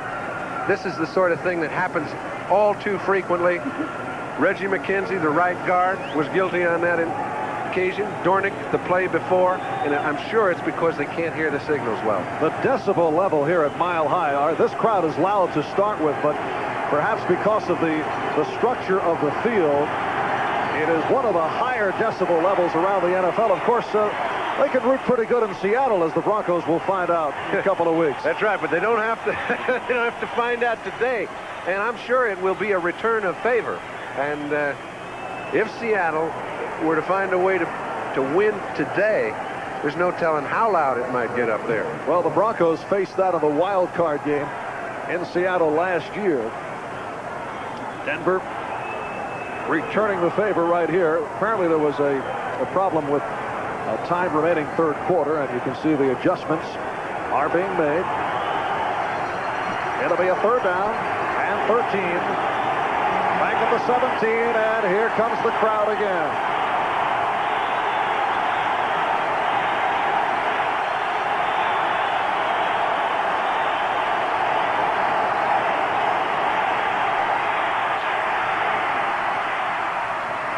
Steve Largent. And what a move to pick up the first down. Are you kidding me? Craig knows when he goes back, he's going to have to give Largent some time to get rid of the double coverage that he's been finding from the slot position. So when he goes back, he doesn't even look immediately to him. He tries to he's got good protection. There's a three-man rush. His offensive line creates a little gap. So now he's got a chance. Largent, you find the hole, I'll hit you. It's as complicated as that. It's after Steve catches the ball that the work was really done. 15-yard play, 9 catches, 160 yards for this man, number 80, Steve Largent. First down at the 32 as we pick it up back to the live action. Dornick. And that a short pickup. 9th reception for Largent, incidentally, equals a single-game career high. He caught 5 last week in the snow against Cincinnati. Second down and 4. Seattle Seahawks record of 10-2. A Seattle win here today would mean a tie for first with Denver. Broncos have already clinched a playoff berth. A Denver win would give them a 2-game lead on the Seahawks. Dixon. Some nice moves by Zachary Dixon close to the first down marker. Dennison and Foley on the tackle. Well, with any kind of blocks, when you've got the sort of threat that Largent is posing today, they take 2 linebackers and they try to keep him from getting 5 yards deep down from the line of scrimmage. And when you put 2 linebackers on any wide receiver, you're having a little problem with your contain. So a run to the other side ought to be effective, and it was. And there's still some discussion as to where that the football will be spotted. It does not look as though it's a first down, and this has not been the best of downs for the Seahawks throughout the afternoon. If it happens to be 3rd and 1, whether it be an inch or a foot, they've had a little trouble getting to the line. Down to 4:18 left in this third quarter. So it is a third down play coming up.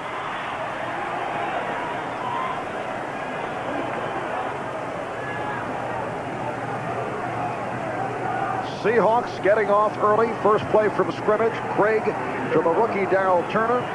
Field goal by Carlos. And then Johnson made a 10-3. Elway to Butch. Johnson tied it at 10. Craig to Hughes, making it 17-10. And the 2-yard run by Lang to tie it at 17. Dave Craig with a couple of bombs. Largent for 65 in the 80-yard pass play on the touchdown to Turner. 3rd and 1. Fumble. Hughes recovered and looked to pick it up. He picked up the ball, but he didn't pick up the yardage. He was lucky that he did pick up the first, however. I mean, the first item. Yes. Busick and Foley on the tackle. And the Seahawks are stopped short of the first down. This play looks like it starts out to be a winner. You can see Dornick has his block on Louis Wright. The play looks to be a good one, but you must hang on to the football. And the punting situation, Jeff West. Look at that average, 28 yards per punt, and Wilhite is back in single safety. Gerald Wilhite out to the 20. You know, isn't it unique that we're sitting toward the end of the third quarter and two teams who are plus 50 and plus 48 in turnovers or what have you. So far, there has been only one turnover in the ball game, that being an interception by Denver. Third quarter, Denver and Seattle tied at 17. A 45-yard punt by West, the 6-yard return by Wilhite, and a first down out of the 20-yard line. John Elway, 6 for 13, 156 yards. Goes to the ground for Winder. Not much there. And we're set for an update. Let's go to our studios in New York. All right, Marv, a game of interest to those in Denver and Seattle as the Colts have cut the Raider lead to 14-7 down the Coliseum. The Colt touchdown was set up by this fumble by Greg Pruitt off a punt. Pruitt takes a shot there. Don Bailey recovered at the 1. Randy McMillan took it in on the next play. It is 14-7 Raiders. Thank you, Bill. And back here in Denver, we're tied at 17. Second down and 7. From the 23, Elway out of the shotgun.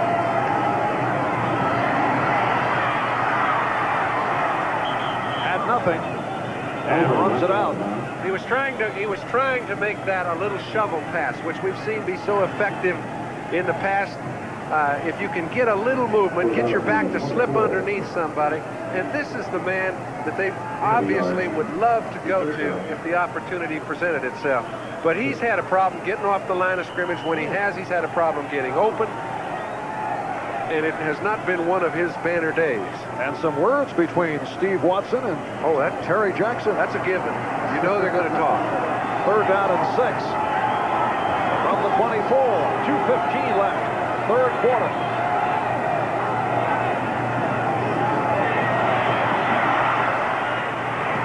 Oh, knocked down nicely. Dave Brown stepping in front of Clint Sampson. Dave Brown, every time I see him, he impresses me more. His timing is so excellent. He very seldom ever gets called for any sort of an interception or any sort of violation. He plays the ball the whole way. Look at this. You can see his left arm, although it's on the back shoulder, he does not make contact. He pulls it away. That's a technique that some learn better than others. He's got it down to a science. And here is Chris Norman. And again, Chuck Knox providing some security. He has 3 men back, flanking Paul Scansey, who is back inside his 30-yard line. Oh, again. It is a beauty. Scansey, 25. Out near the the 30 and gang tackle. Led by Gene Lang, who has had himself quite an all-around day. A 58-yard punt by the rookie Chris Norman, a 12-yard return for Scansey. And with 2 minutes left in this third quarter, the Seahawks first down back at their 30. You know, we're seeing the effect of a total, all-out, every department performance by both teams. When you kick the ball 5 times or punt it for a 56.4 average, and I mean, none of them have been over 65, but all of them have been over 50. I mean, you can't ask any more out of your group. And here comes the crowd once again as Dave Craig ball signals.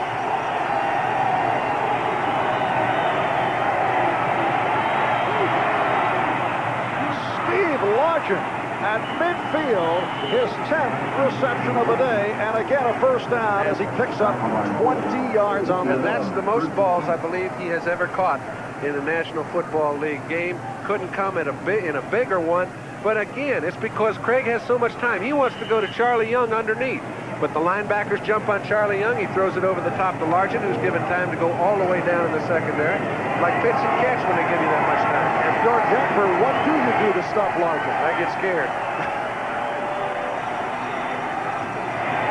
Big hole for Dorning.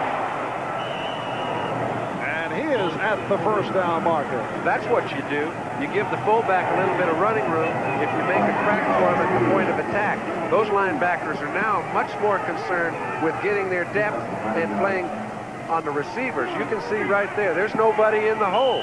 The number 58, Steve Busick, was the only linebacker around the play. Good block will handle him. Second and about a half yard. There is a tough old codger. Not that old. Got a very sweet face. Inside. You say old affectionately, right? He's 52 years old, a young man. And the first down picked up by David Hughes. So Craig mixing it up well. Steve Wilson on the stump of Hughes. And we're down to 25 seconds remaining. Third quarter. And you know, another factor, although it is not, the wind is not severe up here in Denver, the Seahawks right now are going against the wind. The one plus factor in the fourth quarter is that they will have it at their back. However, I'd rather have the home advantage. Particularly the way this crowd has been going. They were quiet for just a brief moment following that 80-yard bomb thrown to get things going in the first quarter. And that is the end of the third quarter here in Denver. The score, Seattle 17, Denver 17. We'll be back after these words from your local station. 35-degree day, 20% chance of snow. To this point, we have not seen it. Marv Albert with John Brody. And as you look at that stat on the screen, only one turnover thus far this afternoon. Interception by Seattle's Dave Brown. First and 10 from the 33 as we get underway, fourth quarter. And it's the tight end, Charlie Young, on his first reception of the day. And that is a perfect illustration of what happens when you ask the question, how do you handle Steve Largent? The linebackers backed off to about a 14-yard depth. Earlier on the same drive, Craig wanted to go to Young. The linebackers had him. This time, they do not. Take a look at the depth of the linebackers. They're coming back. Number 80 is just coming in. It's the same pattern, only this time Craig can hit Charlie Young, and he picks up another first down. Charlie Young in his 12th season out of the University of Southern California, going 13 yards on the reception. First down at the 19.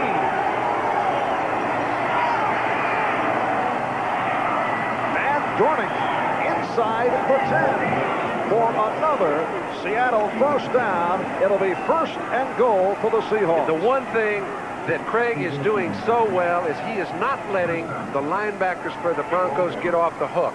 He knows he's got a group that's a little confused. 340 yards passing ought to tell the story pretty well. But every time he's got an open receiver, he takes him, and he takes what he can get. I think, as I've seen David Craig several times before, this is as fine a ball game as I've ever seen him play. He had a big day during the regular season last year against Denver in the wild card, 12 for 13, 200 yards, so he's enjoyed playing the Broncos. 25 for 35 today. First and goal out at the 8. Here's Dorning. mood to get inside the 5. Well, as Chuck mentioned before the ball game again, he said, you know, we've got to throw the ball instead of run it to pick up 4 and 5 and 6 yards on first down. This is simply a running play in which Craig is coming out to Dornick the whole way, depending on the back to pick up the extra 3 or 4 yards in an open field situation. He's done it time after time. No reason not to come to him. And it sets up a 2nd and goal from the 4. Now it is tough. if I'm Seattle, I'd still throw.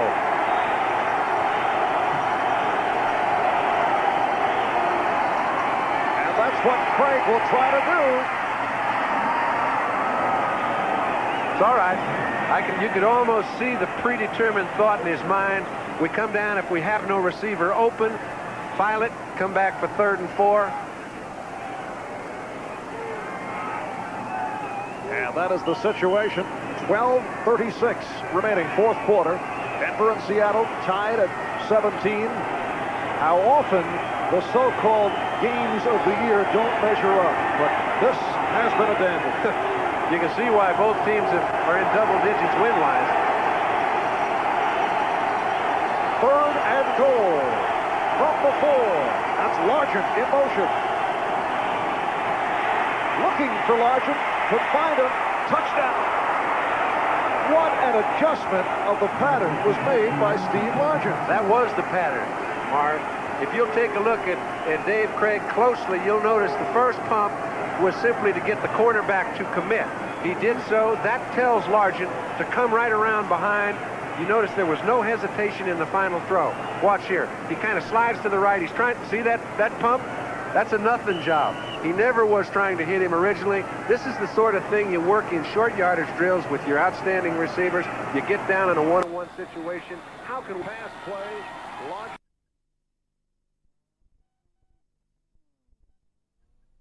4-yard touchdown pass play. Largent with his 11th catch of the day. 183 yards in all. And Norm Johnson with the extra point.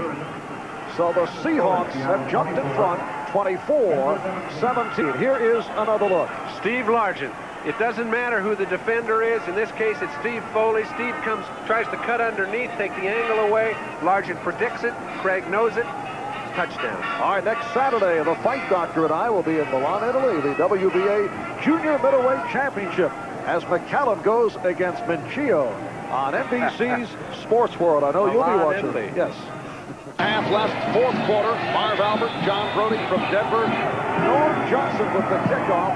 The Seahawks now lead it by the score of 24-17, and once again, no kickoff return. Well, we just saw Steve Largent come up with his 11th reception of the day. And I'll ask you the question again, John. I'm sure they're talking about it up in the booth where they're trying to make adjustments defensively.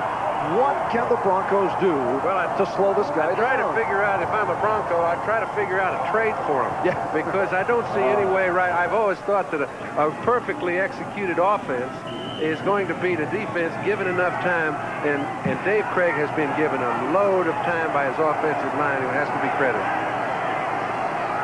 Denver first down at the 20 out of the I. Elway, play action, stepping up, can't find anyone. Second sack of the day. Shelton Robinson getting to John Elway. We're set for another update. Let's go to NFL 84. All right, Marv, in the Coliseum, the Raiders have made things a little more comfortable against the Colts. Mark Wilson, who has already thrown 2 touchdown passes, scores this one on the ground from 14 yards out. He gets in. It's 21-7 Raiders. They're in the 4th quarter. Thank you, Bill.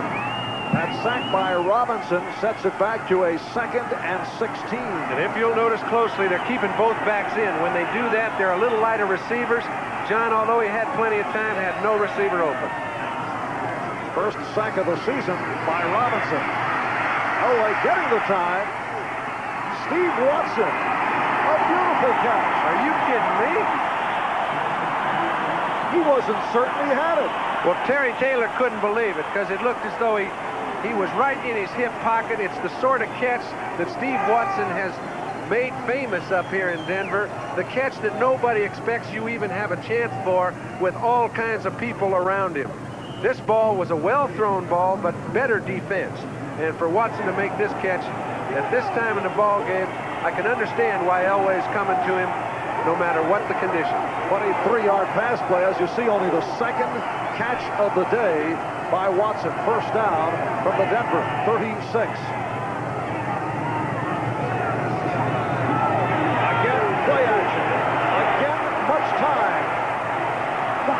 Clarence Kay, the tight end, who is rarely the intended receiver. And a flag down. Let's see. Oh, if they call this a reception and a fumble, there better be a referee's meeting, because he never had control of that ball at any time. The indication for the fumble and the recovery by Seattle.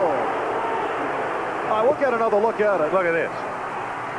Now, if he had control of that ball, I don't believe it. You can see Dan Reeves saying, wait a minute. And whoever the official was, had to be somebody with a better angle than his back to the ball. But you look, I mean, he never has control. It was never a catch, and it was a bad call.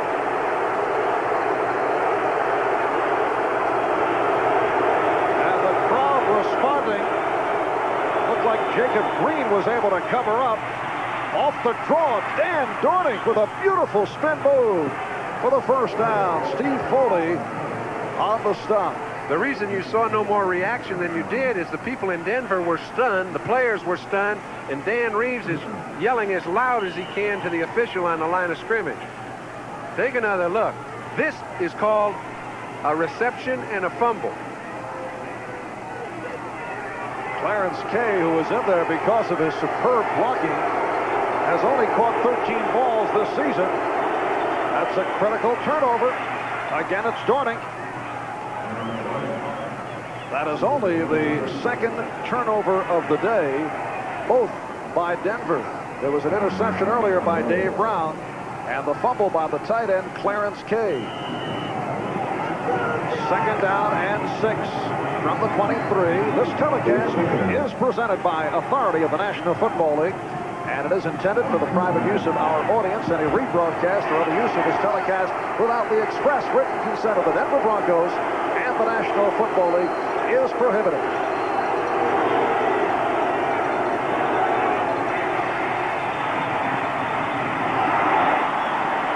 Broken up by Lewis Wright, the rookie from Michigan State, Darrell Turner, the intended receiver. Well, there's under 10 minutes left to play. We've seen Craig pick out the right receiver on each occasion. A real fine defensive play by Lewis Wright. This is a sort of football game that is so well played, I'd hate to see it swung one way or another by a very controversial call. A couple of calls earlier that were questionable, going both ways. There was a face mask that Seattle felt should have been called, but was not.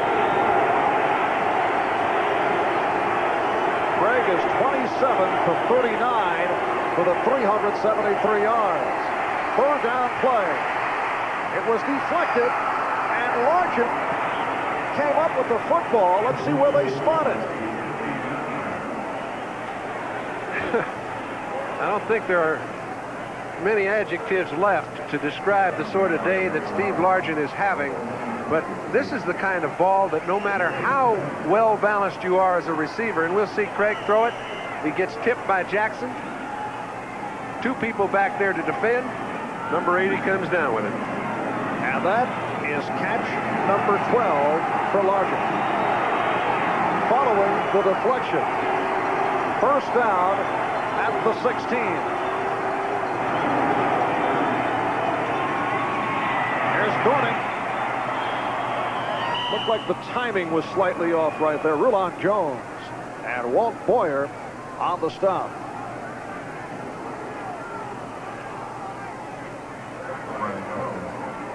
The timing often is off when you don't get the ball cleanly, and Dornick never had the ball.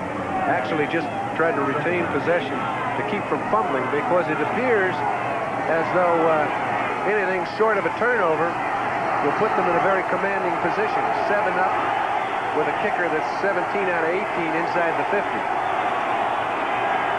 2nd and 10 from the 16.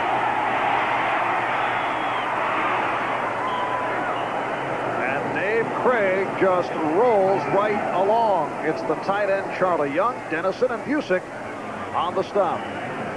So often it's one man who creates the whole tempo for the rest of his offense. And we've seen Steve Largent throughout the afternoon. Just watch the type pattern the man runs. You think he doesn't put some fear into any defensive back? When he gets off that line of scrimmage, baby, if the quarterback has time, the defensive back is history. 3rd down and 1 at the 7.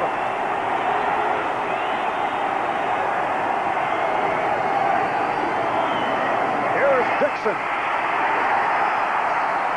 Hit for the loss by the inside linebacker Steve Busick. And that's where it's been real tough for Seattle. That's why it's even more impressive that Seattle's been able to throw for 350 yards plus, being able to run the ball for almost nil.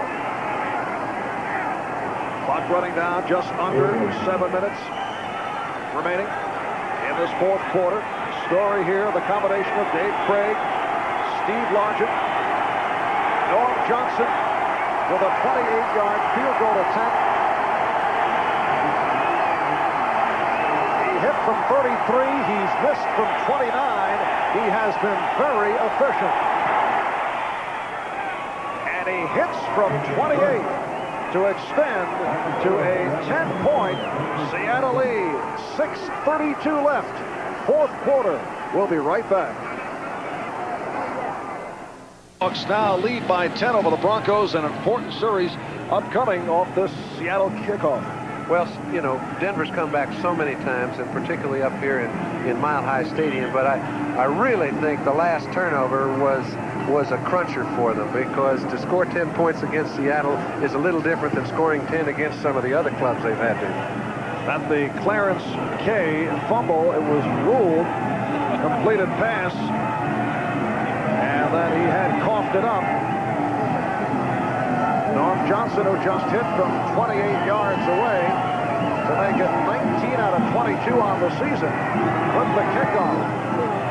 And this one of the shorter kicks for either club. Gene Lang, who has had an outstanding day, the rookie from LSU, on a 17-yard return. Paul Moyer on the stop. Swing around the scoreboard. Giants with 2 late touchdown passes by Phil Simms nipping Kansas City. We look at the scores, and they'll be up there. Right now, Denver has to do a few things in order to win this football game. One, they know time's against them. They'll have to hurry back to the huddle. They'll have to employ number 81 into their offensive structure. Double covered or not, John's got to come up with some real big pass plays. 1st down at the 22.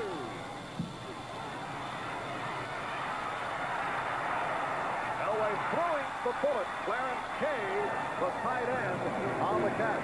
So he goes right to Kay, who has turned it over. Well, I know this happens an awful lot, and it's a good quality for a quarterback to have, to know that if a man's guilty of making a very big turnover, you go back to him to show your confidence. But I think in this case, he was trying to get down the field and came to Kay as a secondary receiver. But the official saw the play. The flag was thrown just underneath the receiver, and I think it was a correct call. Let's see. They've been getting with it today, but they've been called too. Adam down for the Broncos. 42-yard line. We're down to 6 minutes left, 4th quarter. 11 penalties in all have been accepted. There's the center. Miles for the 1st down. The double pass to Jesse Miles, and it picks up 12. It's funny when you have a group that is used to these sort of football games, used to be at behind, coming back with whatever sort of offense they employ. A minimum risk offense does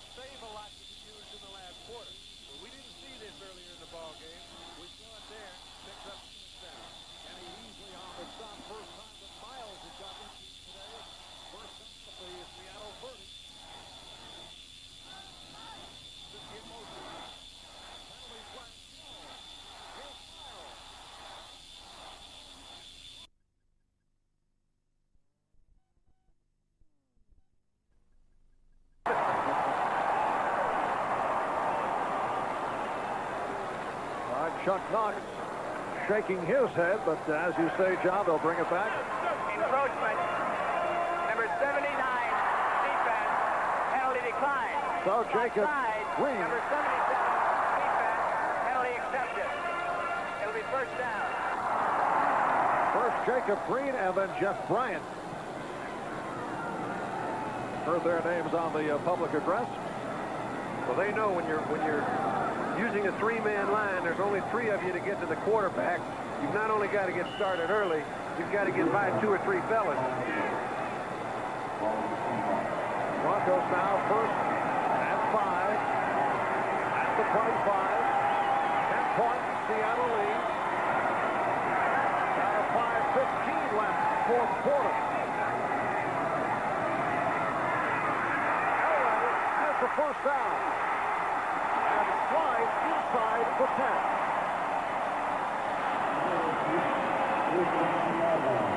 Good heads-up play. This drive has only consumed about 1 minute and 45 seconds. There's still 5 minutes to play. They still have to hurry, but they are back in it.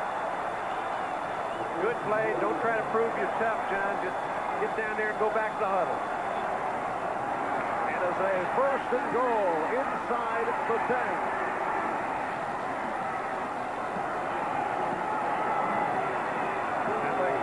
The eye.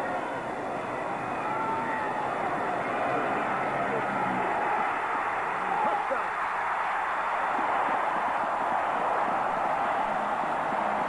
Again, the rookie, Gene Lang. Gene Lang may be something they've been looking for around here. That's his second touchdown of the day. Extreme celebration.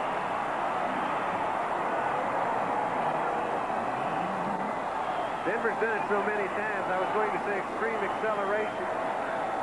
Fouled up the word, but he still has it.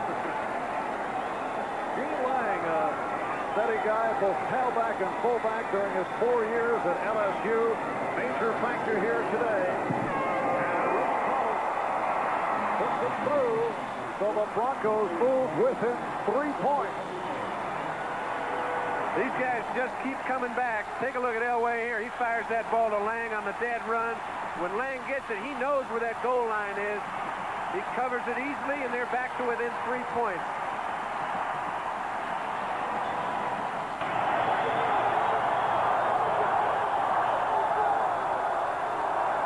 The Broncos have won 12 straight here in Denver, longest home winning streak in the history of the franchise. The Seahawks lead the Broncos 27-24. The rookie Gene Lang just scored a second touchdown of the day. And the kickoff by Collins. It took the tricky hop. Zach Dixon could not field it. So the Hawks will start out from their 20-yard line with 4:18 left in the fourth quarter. Gene Lang scored 2 times today. Brought his team back to within 3 points as Elway hits him on a little swing pass. You take a man that knows where he's aimed. 5 plays, 78 yards within 2 minutes and 7 seconds, capped off by the 9-yard pass from Elway to Lang. And for the Denver defensive unit, this is the series of the game.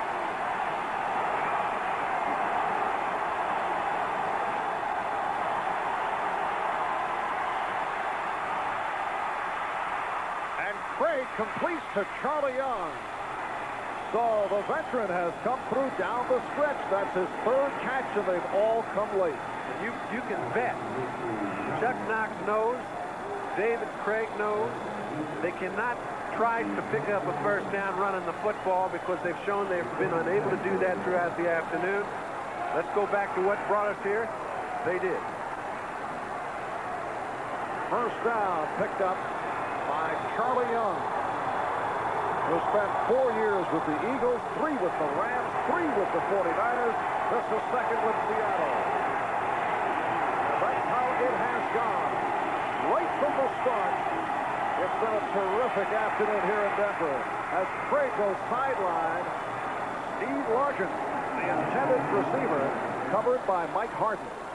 Well, Barney Chavis just got there a little too fast that time, and that can also be an excellent pass defense. We expected the Broncos to put a little more pressure on Craig because they put so much pressure throughout the year on opponents. But the offensive line has held them off throughout the afternoon. The 3 touchdown passes by Craig put him at 24 on the season. A Seahawks club record. Only Dan Marino has thrown for more. Going into tomorrow night against the Jets, he has 32. 2nd and 10 from the 36.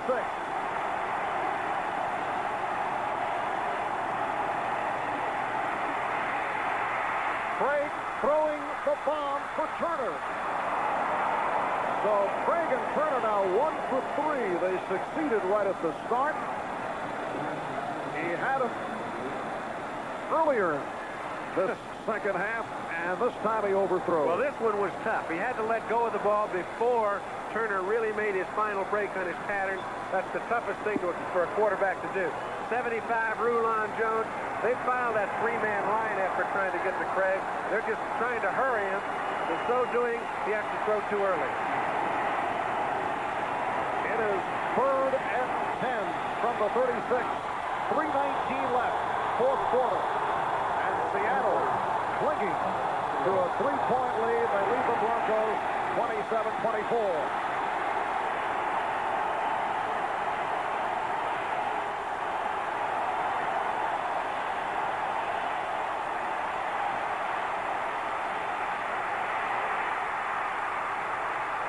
Craig has the first down. Check that. He's up to the 39-yard line. He is well short of the first down, but... And it will be a 4th down play upcoming. A timeout has been called with 3:05 left in this 4th quarter. Seattle falling short. And now Jeff West will punt from the 25. And he'll punt to Gerald Wilhite. 3:05 left, 4th quarter. Seattle leading Denver by 3.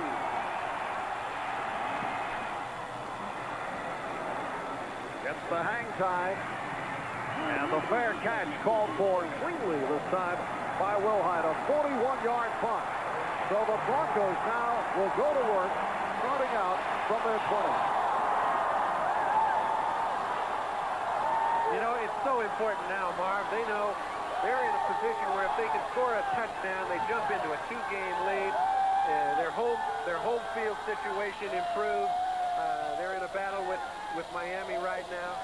And if they don't, they have a dogfight on their hands. You can bet that the Raiders are right now rooting very hard for them to get down the field because they know if it gets to where there's 2 losses apiece, 4 losses don't look so good. Well, let's see, next Sunday, Denver will be at Kansas City, then home for San Diego. They close at Seattle. Seattle home for Detroit next week, and then at Kansas City. John Elway, 1st and 10 from the 20. Goes across the field.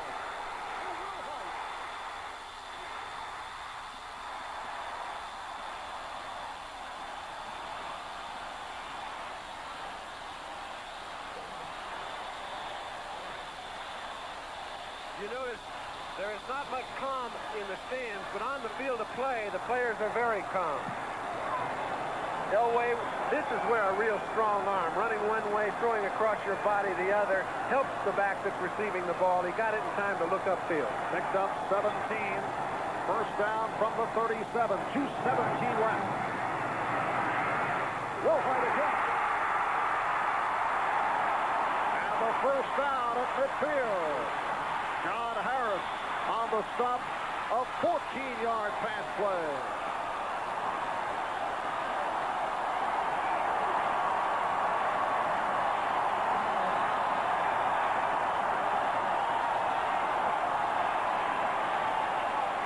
Now the 2-minute warning. We have a pretty fair finish going right here, but right now here comes another one of those fantastic finishes.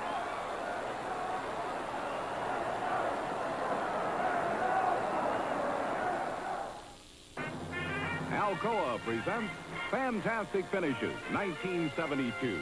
Previously injured John Brody cranks up on the sideline. San Francisco needs a fourth quarter miracle. They're losing 17-6 to Minnesota.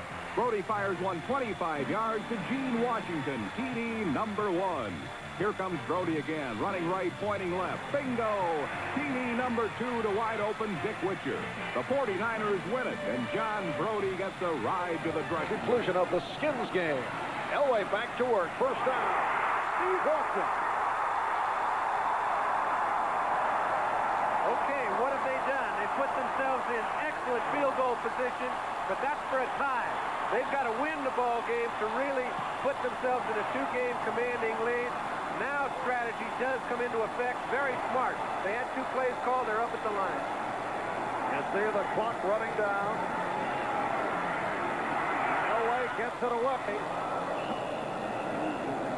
And that looked bad because it looked as if he'd thrown it into a potential interception. What happened is Steve Watson, right on his break as John was throwing the ball, slipped down.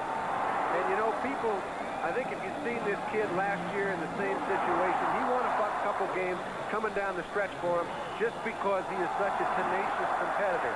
And that's something I think the people in Denver are going to grow to appreciate over the years more and more and more. It's one thing to talk about a guy's arm, but that isn't the number.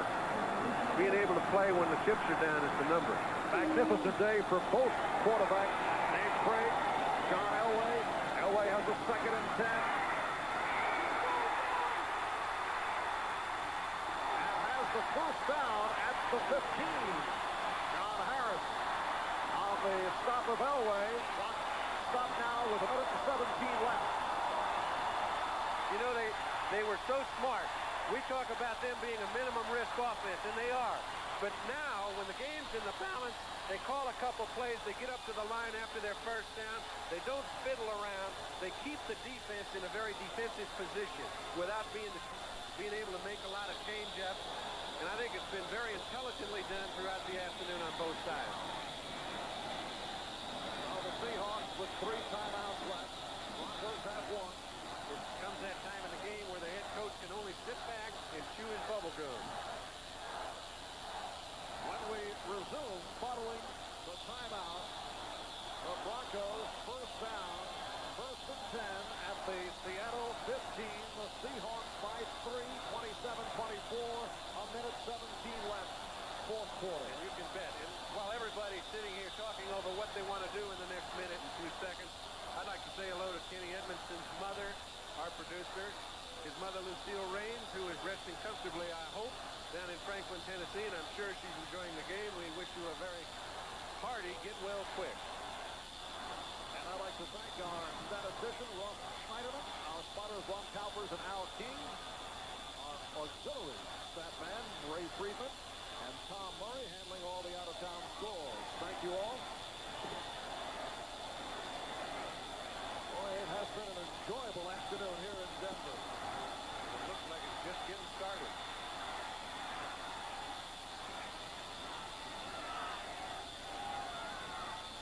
Elway checking it out. First down at the 15.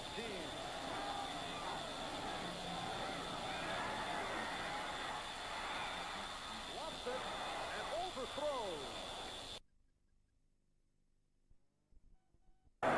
Thought I saw Butch Johnson or Ray Alexander somewhere in the vicinity. He was not going to try and force it. He knows right now it's a pitch shot for a field goal to tie. They're playing at home.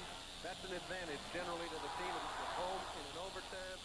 And I'm sure is that, hey, we have 49 players on this team. Make sure we use them all. Art Johnson to the left. Watson slot left. 2nd and 10.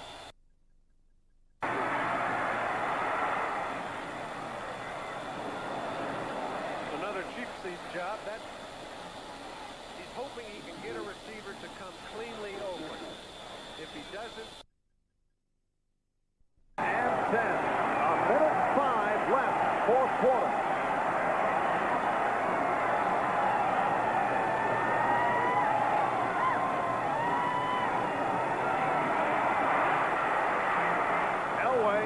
inside the 10. And now, with 55 seconds on the clock. Let's see if Rich Carlos has a little lump in his throat. Here comes Carlos from the Denver bench.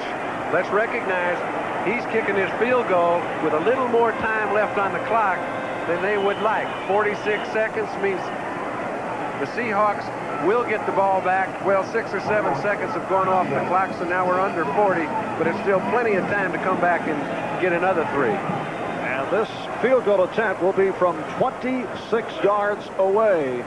39 seconds left. That is the official time. We'll be back in just a moment.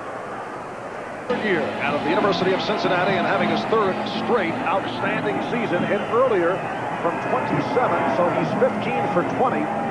On the year, he has hit 5 of his last 6. And he will shoot from 26 yards, looking to tie the game. And what's so impressive to me, I know it's thin air up here in Denver, but for kickers to kick on natural turf at that percentage is even more impressive than on synthetic surface.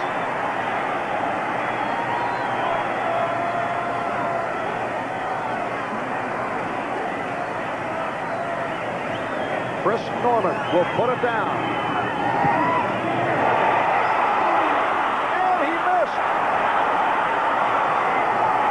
Rich Carlos not able to hit from 26 yards away. And the Denver Broncos trail by 3 with 35 seconds remaining. And the Seahawks will take over. You talk about ending a great game on a downer. Also, the Broncos only have 1 timeout left, so it's not necessary for the Seahawks to do anything but sit on the ball and run the clock out. And that will put this Western Division AFC race into a deadlock. It comes down to a missed field goal. They're now calling it officially a 25-yard attempt. And Rich Carlos not able to hit as the Broncos went 72 yards in 2 minutes and 18 seconds. And the Seahawks will just run it out. Here's another look at it. It glanced off the right upright, going wide right. And now the timeout is called. So the Seattle Seahawks. Here's another look. Norman put it down. Watch the reaction. Oh, no, he says. Well, obviously, a kicker of his magnitude has to be the most surprised man in the house. This game, which has been so beautifully played throughout the day, it's a shame it has to end on a note like that. But the Seattle Seahawks do not mind at all if they hold on right here, and it would take a miraculous turn, a little pecking on the football. With 32 seconds remaining, the Seahawks will go to 11-2 to move into a first-place tie in the AFC West with the Denver Broncos. The Seahawks to make it 6 straight wins and to stop the Bronco win streak at 10. And the Seahawks do it by coming to Denver to beat the Broncos. And, you know, the thing that I think you should give Chuck Knox so much credit for, he coming in here, he didn't wait for anything to happen. He knew he was in about as far up to his head level as he could be. They came out winging from the first play of the ball game. He knew David Craig had to have an excellent day for them to be in a position to win the ball game. He took that shot. He did have a great day. As a result, this baby is all tied up. Denver and Seattle now at 11-2 down. This one in the books. Time running down, 10 seconds and counting. And the Seattle Seahawks have come away with a 3-point victory over the Denver Broncos.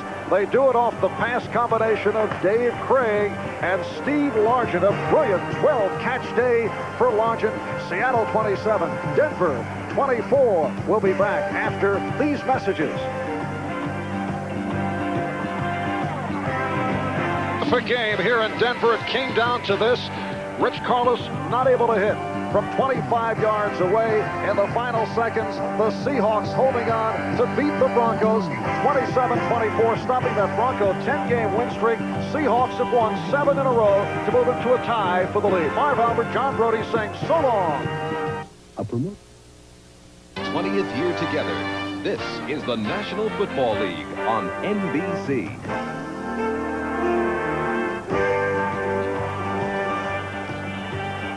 Today, from the Orange Bowl, it's the Los Angeles